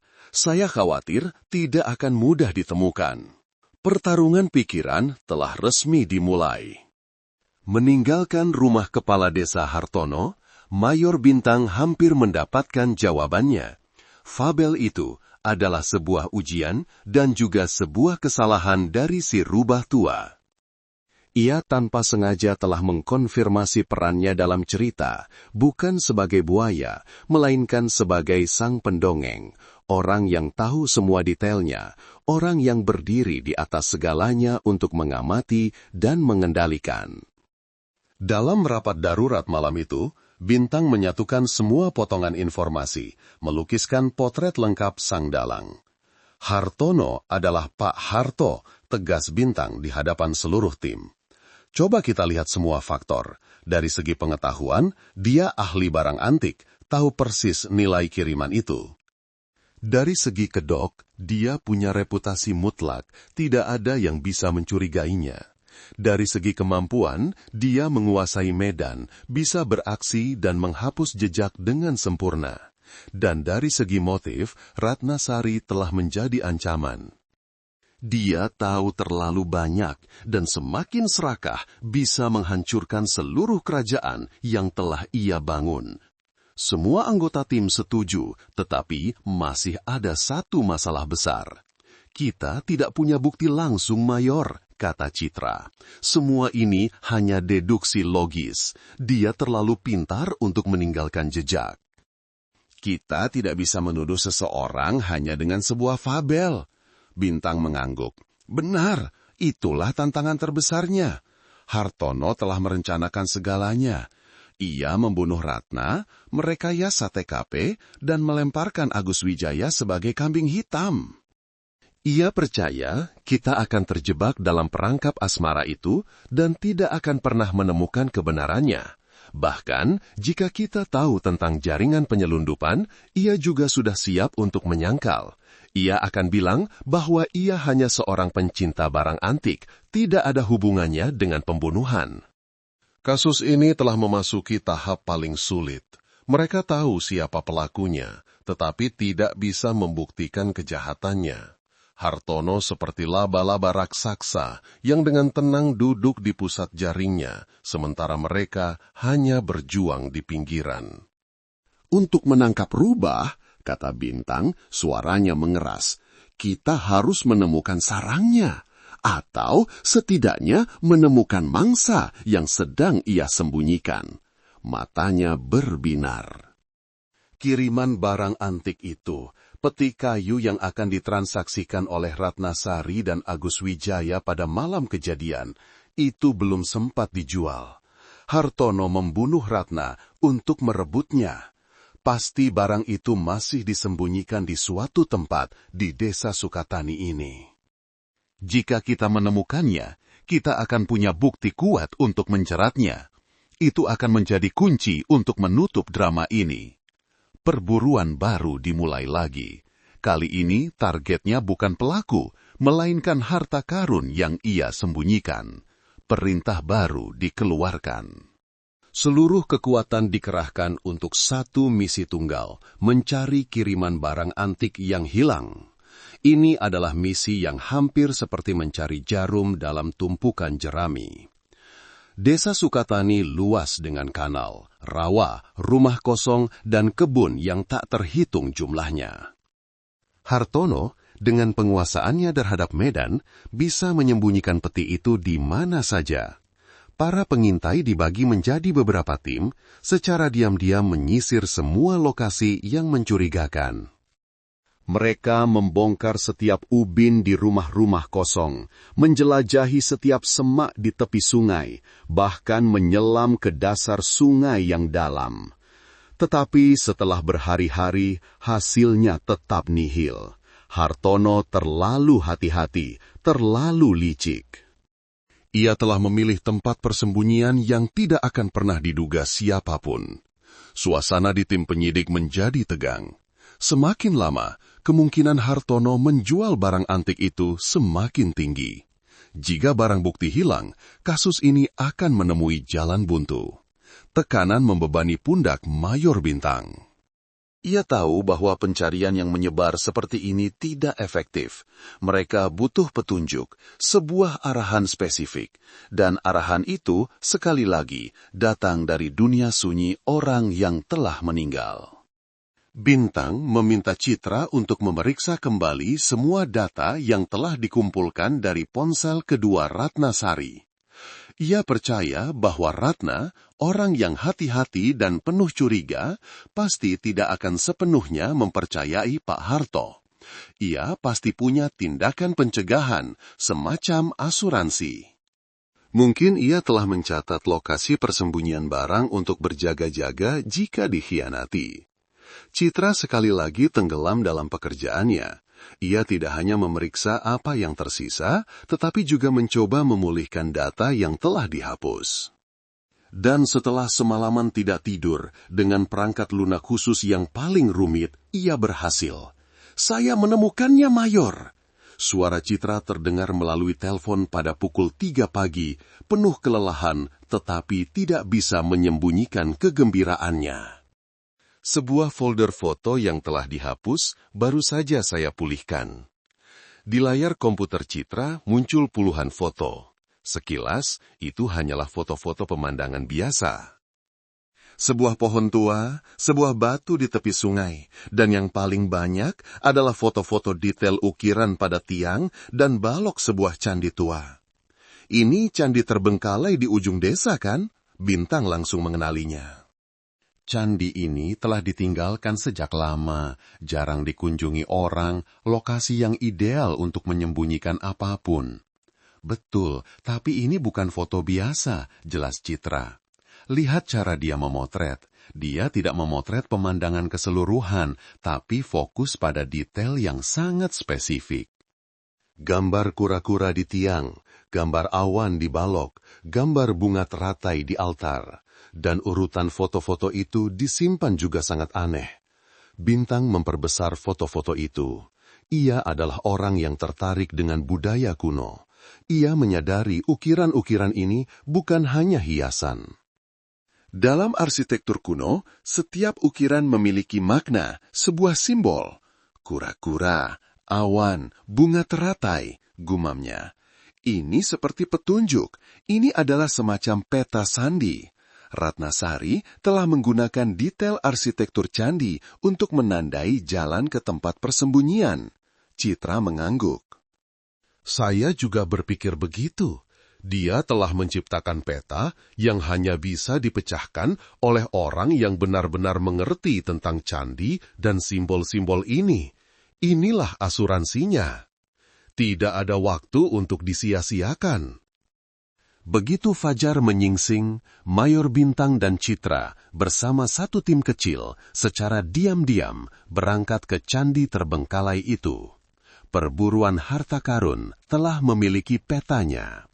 Candi terbengkalai itu tersembunyi di balik rumpun bambu tua, di tepi sebuah anak sungai yang buntu. Waktu dan kelalaian telah menyelimutinya dengan lapisan lumut tua. Atap gentengnya hancur, dinding-dindingnya belang-belang, udara di dalamnya lembab dan dingin. Mayor Bintang memegang tablet yang berisi foto-foto Ratnasari, mulai mencocokkannya dengan kenyataan. Langkah pertama, kura-kura di tiang kiri. Mereka mendekati tiang kayu jati, di atasnya terukir gambar seekor kura-kura yang menopang prasasti. Langkah kedua, lurus ke depan ke gambar awan di balok melintang. Mereka mengikuti petunjuk, menengadah ke balok melintang di mana ada ukiran awan 5 warna. Langkah terakhir, bunga teratai di altar. Mereka berhenti di depan altar utama, tempat sebuah patung Buddha tanpa kepala diletakkan. Dasar altar itu diukir berbentuk bunga teratai yang sedang mekar. Inilah titik terakhir dari peta itu. Tapi di sekitar altar tidak ada yang aneh, hanya lantai ubin tua dan debu. Mungkinkah kita salah? Citra tampak kecewa. Tidak, kata Bintang tegas, matanya masih terpaku pada altar. Ratnasari tidak mungkin melakukan hal yang sia-sia. Pasti ada rahasia di sini. Ia berlutut dan mengetuk pelan setiap ubin di sekitar altar. Suara ketukan terdengar padat dan sama, tetapi ketika ia mengetuk ubin yang berada tepat di tengah-tengah bunga teratai, suaranya berbeda, lebih kosong dan bergema. Di sini, Bintang memberi isyarat. Seorang pengintai menggunakan linggis untuk mencongkel ubin itu. Di bawahnya bukan tanah, melainkan sebuah gagang besi yang sudah berkarat. Mereka bersama-sama menarik gagang besi itu dengan kuat. Seluruh lempengan lantai ubin besar perlahan terangkat, memperlihatkan sebuah lubang ruang bawah tanah yang gelap dan dalam. Sebuah ruang rahasia yang disamarkan dengan sangat cerdik. Harta karun Pak Harto pasti ada di bawah. Bau lembab dan tanah tua menyengat dari lubang itu. Mayor Bintang menyalakan senter, menyorotkan cahaya kuat ke bawah. Ruang itu tidak besar, hanya beberapa meter persegi, dengan tangga batu yang menuju ke bawah. Biar saya turun dulu, kata Bintang, lalu dengan hati-hati melangkah turun. Citra dan para pengintai mengikuti. Tapi, begitu kaki mereka menyentuh dasar ruang bawah tanah, perasaan kecewa yang luar biasa melanda. Ruang itu hampir kosong. Di lantai tanah yang lembab, ada bekas lekukan persegi panjang yang jelas membuktikan pernah ada peti besar di sini. Beberapa pecahan keramik dan serat jerami berserakan. Tapi harta karun itu, peti barang antik itu, telah lenyap. Sialan, umpat seorang pengintai. Dia selangkah lebih maju dari kita. Mayor Bintang diam. Ia menyorotkan senter ke seluruh ruangan. Bekas lekukan di lantai masih baru. Jejak kaki di tangga juga belum terhapus. Dia baru saja memindahkannya, belum lama, kata Bintang, suaranya merendah. Mungkin setelah mendengar Agus Wijaya ditangkap, rubah tua itu penciumannya terlalu tajam. Dia tahu cepat atau lambat kita akan menemukan tempat ini. Ini adalah pukulan telak bagi tim penyidik. Mereka sudah sangat dekat. tetapi musuh sekali lagi lebih cepat. Tanpa barang bukti, semua usaha mereka bisa sia-sia.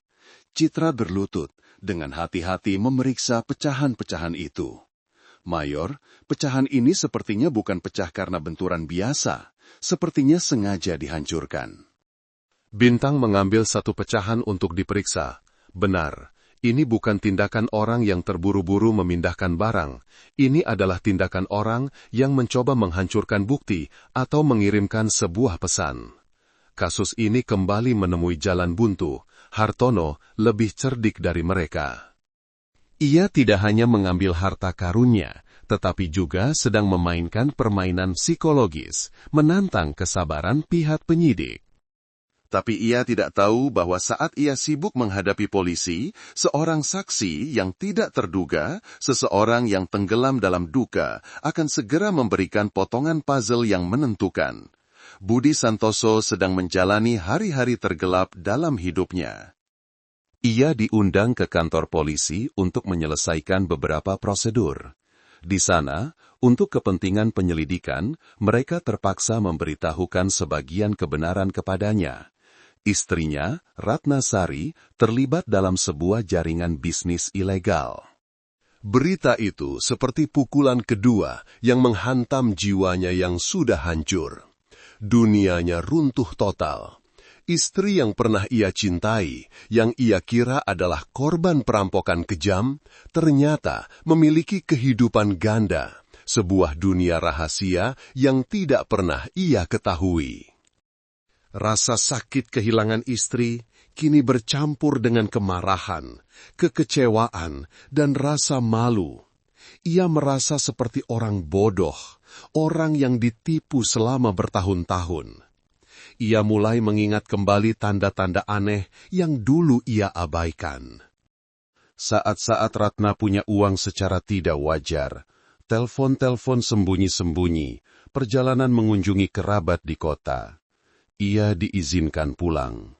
Rumahnya kini terasa lebih dingin dan kosong dari sebelumnya. Ia duduk sendirian di teras, tempat beberapa hari yang lalu ia meletakkan keranjang kataknya. Ia tidak lagi mencari katak, ia tidak punya semangat untuk bekerja. Ia hanya duduk di sana memandang sungai, mencoba menyatukan kembali kepingan-kepingan ingatannya. Dan kemudian, dalam keputusasaannya, sebuah gambaran tiba-tiba muncul di benaknya. Sebuah detail yang sangat kecil, sangat biasa pada saat itu, tetapi sekarang menjadi sangat aneh. Itu terjadi pada suatu sore senja, beberapa hari sebelum pembunuhan terjadi. Ia sedang menambal jala di dermaga ketika melihat sebuah perahu kecil lewat. Orang di perahu itu adalah Kepala Desa Hartono. Yang aneh adalah, ia tidak menuju ke arah rumahnya, melainkan mendayung sendirian ke area rawa ilalang yang lebat di hulu sungai. Tempat itu sangat terpencil, airnya dangkal, tidak ada ikan, hampir tidak ada orang yang lewat. Saat itu Budi hanya berpikir mungkin Pak Kades sedang memeriksa tanggul atau punya urusan pribadi, ia tidak peduli. Tapi sekarang, ketika ia tahu tentang harta karun yang disembunyikan, ingatan itu tiba-tiba menjadi tajam dan penuh tanda tanya. Mengapa orang seperti kepala desa harus sendirian secara diam-diam pergi ke tempat terpencil seperti itu saat senja? Secercah harapan muncul di benak Budi. Ia tidak tahu apakah ini akan membantu, tetapi ia merasa harus memberitahukan hal ini kepada sang mayor polisi. Itulah satu-satunya hal yang bisa ia lakukan untuk menemukan kebenaran tentang kematian istrinya, sepahit apapun kebenaran itu. Budi Santoso datang ke kantor polisi, meminta untuk bertemu langsung dengan Mayor Bintang. Wajahnya tidak lagi kosong seperti sebelumnya, melainkan menunjukkan tekad yang aneh. Duduk di hadapan sang mayor, Budi menceritakan detail yang baru saja ia ingat. Ia menggambarkan sosok kepala desa Hartono yang sendirian mendayung ke rawa ilalang, gerak-geriknya yang mencurigakan, berbeda dengan sikapnya yang berwibawa sehari-hari. Mayor Bintang mendengarkan dengan saksama. Setiap kata dari Budi seperti seberkas cahaya yang menerangi jalan yang gelap. Rawa Ilalang, lokasi yang sempurna untuk menyembunyikan apapun. Cukup tersembunyi agar tidak ada yang menemukan, tetapi juga cukup dekat untuk diakses dengan perahu dengan cepat. Hartono pasti telah memindahkan kiriman barang antik itu dari ruang bawah tanah di candi ke sini. Terima kasih Pak Budi, kata Bintang. Suaranya mengandung rasa hormat. Informasi Anda sangat berharga. Ini bisa menjadi kunci untuk memecahkan kasus ini. Segera, Bintang memanggil timnya. Sebuah rencana baru dibuat. Kali ini mereka tidak akan menyisir secara acak. Mereka akan memusatkan seluruh kekuatan pada satu target. Seluruh tim perhatian, perintah Bintang melalui radio. Target, Rawa Ilalang di hulu. Operasi harus benar-benar rahasia. Jangan sampai subjek tahu. Kita akan mendekat dari dua arah, darat dan air, sisir setiap meter persegi. Saya ingin kita menemukan apa yang disembunyikan Hartono. Perburuan berlanjut, tetapi kali ini mereka punya target yang spesifik. Rubah tua, sepintar apapun dia, tidak akan pernah menduga bahwa tindakannya yang hati-hati justru diingat oleh seseorang yang tidak pernah ia anggap penting, seorang pencari katak biasa. Rawa Ilalang adalah area yang luas dan lebat, dunia tersendiri bagi burung air dan serangga. Para pengintai harus menerobos ilalang dan lumpur untuk masuk lebih dalam. Pekerjaan pencarian sangat melelahkan. Setelah berjam-jam mencari tanpa hasil, ketika semua orang mulai merasa putus asa, seorang pengintai di perahu yang menyisir tepi rawa menemukan sesuatu yang tidak biasa. Di antara rumpun ilalang yang lebat, ada sebuah alur air yang sangat kecil, hampir sepenuhnya tersembunyi. Pintu masuk alur itu menunjukkan bekas ilalang yang baru saja dibelah. Tim mengikuti alur air kecil itu lebih dalam dan mereka menemukannya. Tersembunyi di bagian ilalang yang paling lebat adalah sebuah sampan kecil yang dikamuflase dengan baik menggunakan dahan-dahan pohon. Sampan itu kosong, tetapi di lantainya masih menempel beberapa serat jerami dan sedikit serpihan kayu, persis seperti yang ditemukan di ruang bawah tanah dan di bawah kuku korban. Dan yang lebih penting, ketika Citra memeriksa lambung sampan dengan teliti, ia berseru, "Mayor, lihat ini!" Di sisi kanan lambung ada goresan panjang yang masih baru. Citra segera mengambil tabletnya dan membuka foto goresan di kusen jendela rumah korban. Ia meletakkan kedua gambar itu berdampingan. Keduanya cocok sempurna, baik panjangnya, kedalamannya, maupun serat-serat kayu kecil yang terkelupas. Inilah bukti fisik yang tak terbantahkan, benang tak terlihat yang menghubungkan Hartono, pemilik area rahasia ini, sampan, alat transportasi, dan TKP. Rubah itu sudah kelihatan ekornya, kata Bintang. Senyum dingin muncul di bibirnya. Dia bisa menyangkal segalanya, tapi tidak bisa menyangkal goresan ini. Tapi hanya sampan saja tidak cukup. Mereka masih butuh barang bukti utama, kiriman barang antik itu. Pasti sudah dipindahkan dari sampan ke suatu tempat di darat. Pencarian berlanjut, fokus di sekitar area persembunyian sampan, dan akhirnya mereka menemukannya. Bukan peti, melainkan sebuah lubang yang baru saja digali, ditutupi seadanya dengan dedaunan.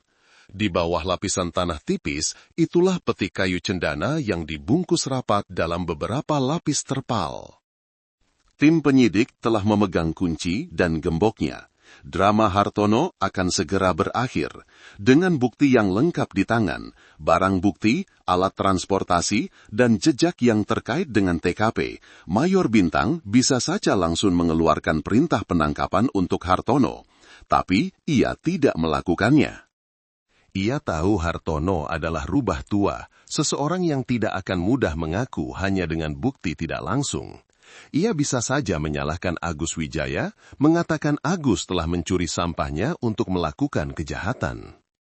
Agar kasus ini tuntas, agar penjahatnya benar-benar takluk, Bintang butuh satu hal lagi, sebuah pengakuan, atau setidaknya tindakan yang membongkar kedoknya sendiri dari Hartono. Ia memutuskan untuk menebar jaring terakhir, sebuah perangkap psikologis untuk memaksa si rubah masuk ke dalam perangkap. Rencana disusun dengan cermat. Aktor utama dalam drama ini tidak lain adalah Agus Wijaya. Agus dibawa dari ruang tahanan untuk bertemu langsung dengan Mayor Bintang. Ia masih sangat bingung dan ketakutan. Agus, kata Bintang dengan suara tegas, kami sudah tahu hampir semua kebenarannya. Kau hanya seorang kuli, tapi jika kau tidak bekerja sama, kau masih akan menghadapi hukuman yang sangat berat karena menjadi kaki tangan dan tidak melaporkan kejahatan. Sekarang aku memberimu kesempatan untuk menebus kesalahanmu. Mata Agus berbinar. Apapun yang Bapak minta akan saya lakukan. Bagus, kau akan menghubungi Pak Harto. Katakan padanya, setelah kematian Ratna, kau menemukan pembeli baru. Seorang klien besar dari kota ingin membeli seluruh kiriman dengan harga 1,5 kali lipat. Mereka ingin transaksi malam ini juga karena besok pagi mereka harus pergi jauh. Katakan ini adalah satu-satunya kesempatan untuk menyingkirkan barang panas ini. Tapi dia tidak akan percaya, gagap Agus. Dia sangat curiga. Dia akan percaya, tegas Bintang, karena keserakahan. Tidak ada penyelundup yang bisa menolak tawaran sebesar itu, terutama saat ia ingin menyingkirkan barang bukti secepat mungkin. Sisanya serahkan pada kami. Perangkap telah dipasang. Umpannya adalah keserakahan manusia. Agus Wijaya dipulangkan ke rumahnya, tetapi sebenarnya ia berada di bawah kendali penuh polisi. Ia diberi sebuah ponsel baru dan di bawah pengawasan ketat, ia mulai memainkan perannya. Ia mengirim pesan terenkripsi ke nomor yang ia yakini milik Hartono, menggunakan kode yang biasa digunakan jaringan mereka. Isi pesannya persis seperti yang diarahkan Mayor Bintang. Beberapa menit kemudian ada balasan, singkat dan hati-hati. Di mana? Jam berapa? Ikan sudah memakan umpan. Mayor Bintang tersenyum. Ia memberi isyarat kepada Agus untuk membalas, menentukan lokasi transaksi palsu, sebuah dermaga ikan yang ditinggalkan di hilir sungai, tempat yang terpencil dan mudah bagi polisi untuk mengepung. Rencana dieksekusi dengan cepat dan rahasia. Pengintai terbaik berpakaian sipil ditempatkan di semua posisi strategis di sekitar dermaga. Satu tim Brimob juga sudah siaga di lingkaran luar, memblokir semua jalan darat dan air yang mungkin menuju ke area itu. Agus Wijaya akan berperan sebagai penjual di atas perahu yang dipasangi alat pelacak dan penyadap. Seorang pengintai akan menyamar sebagai pembeli besar yang menunggu di dermaga. Suasana sebelum jam H menjadi tegang. Semua orang menahan napas menunggu. Ini adalah pertaruhan terakhir. Jika berhasil, kasus ini akan terpecahkan dengan tuntas. Tapi jika Hartono mencium sesuatu yang tidak biasa, ia bisa membatalkan transaksi, bersembunyi lebih dalam, dan penangkapannya nanti akan jauh lebih sulit. Malam perlahan turun. Di atas Sungai Citarum, sebuah konfrontasi terakhir akan segera terjadi. Malam gelap gulita tanpa bintang, angin dari sungai membawa hawa dingin. Di dermaga ikan yang ditinggalkan, semuanya sunyi. Hanya suara ombak kecil yang menampar pantai dan suara serangga. Agus Wijaya duduk di perahu kecilnya, jantungnya berdebar kencang. Di telinganya terpasang earphone super kecil yang terhubung langsung ke pusat komando. Ia merasa seperti aktor dalam film laga, tapi ini nyata dan kesalahan kecil bisa berakibat fatal. Tepat pada waktu yang ditentukan, sebuah perahu dari hulu mendekat. Bukan Hartono, itu adalah seorang pria tak dikenal. Ia merapatkan perahunya ke perahu Agus. Barangnya mana? Tanya pria itu. Suaranya serak. Bos mana? Tanya Agus balik, mencoba menjaga suaranya tetap tenang seperti yang diinstruksikan. Bos tidak datang, serahkan barangnya, ambil uangnya. Di pusat komando, Mayor Bintang mengerutkan kening. Rubah tua ini terlalu hati-hati. Ia tidak pernah muncul sendiri, melainkan mengirim anak buahnya untuk menjajaki situasi. Tenang Agus, lakukan sesuai rencana. Suara Bintang terdengar di earphone. Agus menarik napas dalam-dalam. Tidak bisa, klien saya hanya mau transaksi langsung dengan bos. Tidak lihat bos, tidak ada barang. Pria tak dikenal itu tampak bingung. Ia mengeluarkan ponsel dan menelpon seseorang. Percakapan singkat, lalu ia berkata kepada Agus, "Baiklah, ikuti aku." Perahu asing itu berbalik, tidak menuju ke dermaga, melainkan masuk ke sebuah anak sungai kecil yang gelap gulita. Lapor, target mengubah lokasi. Lapor seorang pengintai. Semua tim perhatian, tetap di posisi. Tim pengikut jaga jarak aman, jangan sampai ketahuan. Perintah Bintang. Hartono sedang menguji mereka. Ia terus mengubah rute, membawa mereka ke anak-anak sungai yang berkelok-kelok dan rumit. Ini adalah sebuah tes. Jika ada yang mengikuti, ia akan langsung tahu. Kejar-kejaran senyap itu berlangsung hampir setengah jam. Akhirnya, perahu asing itu berhenti di sebuah bagian sungai yang lebar dan sepi, dikelilingi oleh rumpun nipah yang lebat. Dan di sana, sebuah perahu lain telah menunggu. Di atas perahu, sesosok bayangan berdiri tegak. Meskipun gelap, melalui teropong, para pengintai bisa mengenali postur yang akrab itu. Hartono. Pak Harto telah muncul. Ia percaya dirinya sudah aman. Drama telah mencapai puncaknya. Hartono berdiri di haluan perahu. Kedua tangan di belakang punggung, sikapnya seperti seorang jenderal yang sedang menginspeksi pasukan. Ia sama sekali tidak tahu bahwa di kegelapan sekitarnya, puluhan pasang mata sedang mengawasi setiap gerakannya. Perahu Agus Wijaya perlahan mendekat. "Selamat malam, bos," kata Agus, suaranya sedikit bergetar. Hartono tidak menjawab, matanya yang tajam menyapu Agus, lalu memandang ke sekitar, seolah mencoba mencari sesuatu yang tidak biasa di kegelapan. "Kliennya mana?" tanyanya. "Mereka menunggu di dermaga." "Mereka mau lihat barang dulu," jawab Agus sesuai skenario. Hartono tertawa sinis, senyum penuh penghinaan. "Orang kaya kota memang banyak maunya, barangnya di sini." Ia menggerakkan dagunya ke arah palka perahu. Anak buahnya membuka tutup palka, memperlihatkan peti kayu cendana yang familiar. "Bilang sama mereka, harga pas, tidak ada tawar-menawar. Ada uang, ada barang," kata Hartono dengan suara penuh wibawa. Di pusat komando, Mayor Bintang memberi isyarat untuk bergerak. Seketika, dari 4 penjuru, perahu-perahu cepat polisi menyalakan lampu sorot yang terang benderang, membelah kegelapan. Suara mesin menderu memecah kesunyian. Pengeras suara menggema. "Semua diam di tempat. Polisi, kalian sudah dikepung." Hartono terpaku sejenak. Wajah ramahnya berubah, menjadi bengis karena kaget dan marah. Si rubah tua sadar ia telah dijebak, tapi ia bukan orang yang mudah menyerah. Reaksinya sangat cepat. "Lari!" teriaknya pada anak buahnya. Anak buahnya segera menyalakan mesin. Perahu Hartono melesat seperti anak panah, masuk ke sebuah alur sempit, mencoba melarikan diri. Kejar-kejaran yang menegangkan dimulai di permukaan sungai yang gelap. Perahu Hartono, kecil dan lincah, menyelinap melewati rintangan dengan mahir. Ia terlalu akrab dengan tempat ini.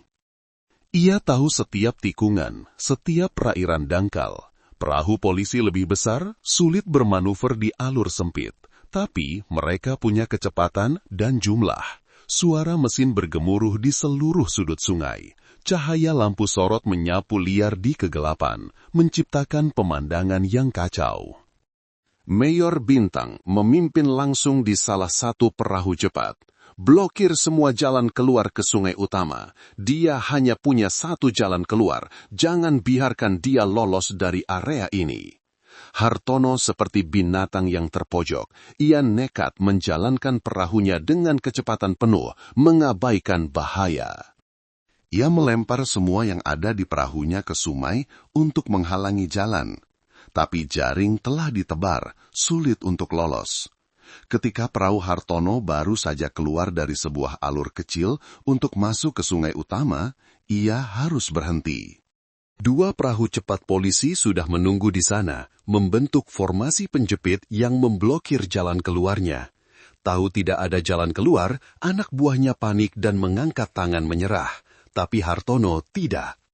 Dalam keputusasaannya, ia tiba-tiba mengeluarkan sebilah pisau yang disembunyikan di tubuhnya, menyandara Agus Wijaya yang telah dipindahkan ke perahunya saat kekacauan terjadi. "Semua mundur, kalau tidak aku bunuh dia!" teriak Hartono. Pisau tajam menempel di leher Agus. Wajah asli si rubah tua telah terungkap sepenuhnya. Tidak ada lagi penampilan ramah dan bijak. Yang ada hanyalah kekejaman dan kegilaan seorang buronan. Mayor Bintang berdiri di haluan perahunya, tidak jauh dari sana. "Hartono, Anda sudah kalah. Letakkan senjata Anda, jangan buat kesalahan lagi." "Kalah? Aku belum kalah," teriak Hartono. "Semua ini gara-gara perempuan bodoh itu, gara-gara pengecut ini, kalian telah menghancurkan segalanya." Saat ia kehilangan fokus karena marah, sebuah bayangan hitam diam-diam menyelam ke air dari belakang perahu polisi. Itu adalah seorang anggota pasukan khusus. Ia berenang dengan tenang seperti berang-berang, mendekati perahu Hartono dari sudut buta. Dan kemudian, dalam sekejap, ketika Hartono sedikit melonggarkan pegangan pisaunya, anggota pasukan khusus itu tiba-tiba muncul dari air, dengan satu gerakan cepat memukul tangan Hartono yang memegang pisau. Pisau itu terlempar ke sungai. Pada saat yang sama, polisi lain menyerbu masuk, melumpuhkan Hartono dan anak buahnya sepenuhnya. Jaring terakhir telah diangkat, hiu terbesar telah tertangkap. Di palka perahunya, peti kayu cendana berisi barang antik terbaring diam seperti saksi bisu atas seluruh kejahatan. Di ruang interogasi kantor polisi, Hartono duduk di sana, tidak lagi gila. Ia kembali diam, dingin hingga menakutkan. Ia tahu ia telah kalah, dan sekali kalah, ia tidak punya apa-apa lagi untuk dirisaukan. Di hadapan bukti yang tak terbantahkan, peti barang antik, perahu dengan goresan yang cocok, kesaksian Agus Wijaya, dan tindakan perlawanan yang sengit, Hartono mulai mengaku. Ia tidak memohon, tidak menyesal. Ia menceritakan kejahatannya dengan nada datar, seolah sedang menceritakan kisah orang lain. Ia mengaku bahwa ia adalah Pak Harto, pemimpin jaringan penyelundupan barang antik yang telah beroperasi selama bertahun-tahun. Ia telah memanfaatkan kedoknya sebagai kepala desa dan pengetahuannya untuk mengumpulkan, menilai, dan mencari pasar untuk barang-barang antik yang digali secara ilegal atau dicuri dari kuil-kuil dan candi-candi kuno. Ratnasari adalah pion yang ia temukan secara kebetulan. Melihatnya pintar, cerdik, dan penuh ambisi, ia merekrutnya sebagai penghubung. Agus Wijaya, dengan kemahirannya di sungai, dipilih sebagai kurir. Ia telah menciptakan sebuah jaringan yang sempurna, di mana ia hanya perlu duduk di belakang layar dan menarik tali. Semuanya baik-baik saja, sampai si ikan mas itu ingin menjadi naga, kata Hartono, suaranya penuh penghinaan, mengulangi fabelnya sendiri. Dia menuntut lebih banyak. Dia tidak hanya ingin uang, dia juga ingin tahu tentang koneksi-koneksiku, ingin bertransaksi langsung dengan mitra. Dia mulai mencatat, memotret. Dia telah menjadi bom waktu. Hartono menceritakan detail malam yang menentukan itu. Kiriman di dalam peti kayu adalah satu set koleksi keramik kuno yang sangat berharga, kiriman terbesar selama ini. Ratnasari setelah menerima barang, tiba-tiba berbalik. Ia menuntut setengah dari keuntungan, bukan 20% seperti biasanya. Ia mengancam jika tidak dipenuhi, ia akan menyerahkan semua bukti ke polisi. Dia meremehkanku, Hartono menyeringai. Dia pikir dia yang memegang kendali. Malam itu, ia datang ke rumah Ratna dengan dalih negosiasi. Ia membawa sebuah kotak antik kecil sebagai hadiah untuk menenangkan situasi. Tapi sebenarnya itu hanya alasan. Pertengkaran dengan cepat memuncak. Ketika Ratna berbalik hendak mengambil ponsel rahasianya untuk mengancam, Hartono beraksi. Ia menggunakan tali nailon yang biasa digunakan untuk mengikat barang untuk mencekiknya dari belakang. Ratna melawan dengan sengit, mencakar tangan dan kotak antik yang sedang dipegangnya. Itulah sebabnya di bawah kukunya ada serpihan kayu cendana dan serat rami. Setelah membunuh Ratna, ia sama sekali tidak panik. Ia dengan tenang merekayasa TKP. Ia tahu tentang desas-desus antara Ratna dan Agus, dan ia memanfaatkannya sepenuhnya. Ia menggeledah lemari pakaian, mencongkel kotak perhiasan, menciptakan perampokan yang sempurna, sebuah drama yang ia yakini akan menipu semua orang. Akhirnya, ia menggunakan sampan kecil yang biasa ia gunakan untuk bepergian secara diam-diam, mengangkut peti barang antik melalui jendela, membawanya ke rawa ilalang untuk disembunyikan, menunggu waktu yang tepat untuk menjualnya. Pengakuan yang dingin, tanpa sedikit pun penyesalan, telah menutup semua misteri kasus ini. Rencana Hartono hampir berhasil. Ia telah menyingkirkan ancaman, merebut seluruh kiriman, dan mendorong orang lain untuk menanggung kesalahannya. Ia telah memperhitungkan setiap detail terkecil. Ia tidak menyangka bahwa jejak terkecil yang ia tinggalkan, serpihan kayu di bawah kuku, goresan di lambung perahu, tidak akan luput dari mata para penyidik yang gigih. Ia juga tidak menyangka bahwa keserakahannya sendiri akan menjadi umpan yang membuatnya tertangkap. Dan di atas segalanya, ia tidak akan pernah menduga bahwa sebuah detail yang tampaknya tidak berbahaya, sebuah ingatan sekilas dari seorang pencari katak biasa, akan menjadi pukulan penentu yang membongkar sarang rahasianya. Dramanya, meskipun direkayasa dengan cermat, akhirnya harus berakhir di hadapan kebenaran. Hari rekonstruksi TKP, Hartono dibawa kembali ke rumah Ratnasari. Ia harus memeragakan kembali seluruh tindakan kejahatannya. Budi Santoso juga hadir, berdiri dari kejauhan, matanya menatap musuhnya tanpa berkedip. Itu adalah konfrontasi bisu yang penuh beban. Di satu sisi adalah suami yang kehilangan segalanya, keluarganya hancur. Di sisi lain adalah penjahat keji, iblis berkedok orang terhormat. Ketika Hartono memeragakan adegan mencekik, Budi Santoso tidak bisa menahan diri. Ia meraung kesakitan dan menerjang ke depan. Polisi harus menahannya. Rasa sakit Budi, ketidakpedulian Hartono, semuanya direkam, menjadi bagian dari berkas kejahatan yang tebal.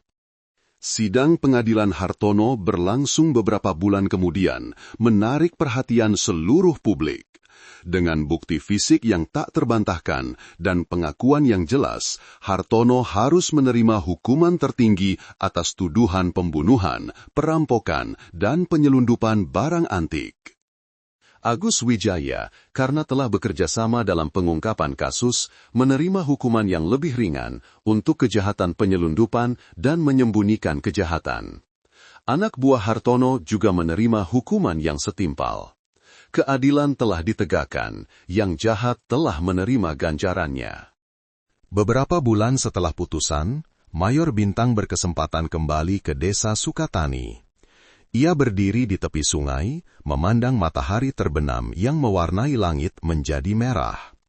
Desa itu telah kembali ke ketenangannya. Desas-desus telah mereda, digantikan oleh ritme kehidupan sehari-hari. Tapi bekas luka masih ada. Rumah Budi Santoso telah dijual. Kabarnya ia telah meninggalkan desa, pergi ke kota yang jauh untuk memulai hidup baru, mencoba meninggalkan kenangan pahit di belakang. Bayangan Mayor Bintang memanjang di atas tanah.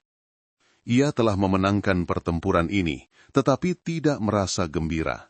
Ia hanya merasakan kesedihan yang mendalam. Kasus ini, seperti banyak kasus lainnya, adalah bukti bahwa keserakahan dan kebejatan bisa mengubah manusia menjadi iblis, bisa menghancurkan kehidupan dan keluarga. Kasus mencari kepiting di desa Sukatani telah resmi ditutup. Ini menjadi salah satu kasus teladan tentang kecanggihan kejahatan dan ketajaman aparat penegak hukum. Tapi bagi mereka yang terlibat, gaungnya akan selalu ada. Ini adalah pelajaran mahal tentang batas tipis antara kebaikan dan kejahatan, antara keserakahan dan ganjarannya. Ini menunjukkan bahwa bahkan di tempat yang paling damai sekalipun, kejahatan bisa diam-diam tumbuh, bersembunyi di balik kedok yang paling canggih, menunggu hari untuk menebar tragedi. Mayor Bintang berbalik dan melangkah pergi. Ponsel di sakunya bergetar. Di ujung sana, suara bawahannya terdengar. Lapor, Mayor, ada kasus baru. Keadilan adalah perjalanan tanpa akhir, dan ia bersama rekan-rekannya kembali melanjutkan perjalanan. Halo teman-teman semua. Ngomong-ngomong, kalian nonton ini dari kota mana saja nih? Coba tulis di kolom komentar ya, aku penasaran sekali. Setelah mendengar cerita tadi, bagaimana perasaan kalian? Apa yang kalian pikirkan? Aku sangat ingin mendengar pendapat dari kalian semua.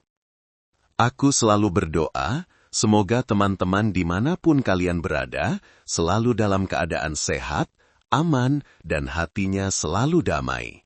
Semoga Tuhan selalu melindungi kita semua. Dan terakhir, jika kalian punya cerita menarik atau pengalaman unik yang ingin dibagikan, jangan ragu untuk menceritakannya di kolom komentar ya. Mari kita saling berbagi cerita dan inspirasi untuk satu sama lain. Aku tunggu cerita dari kalian.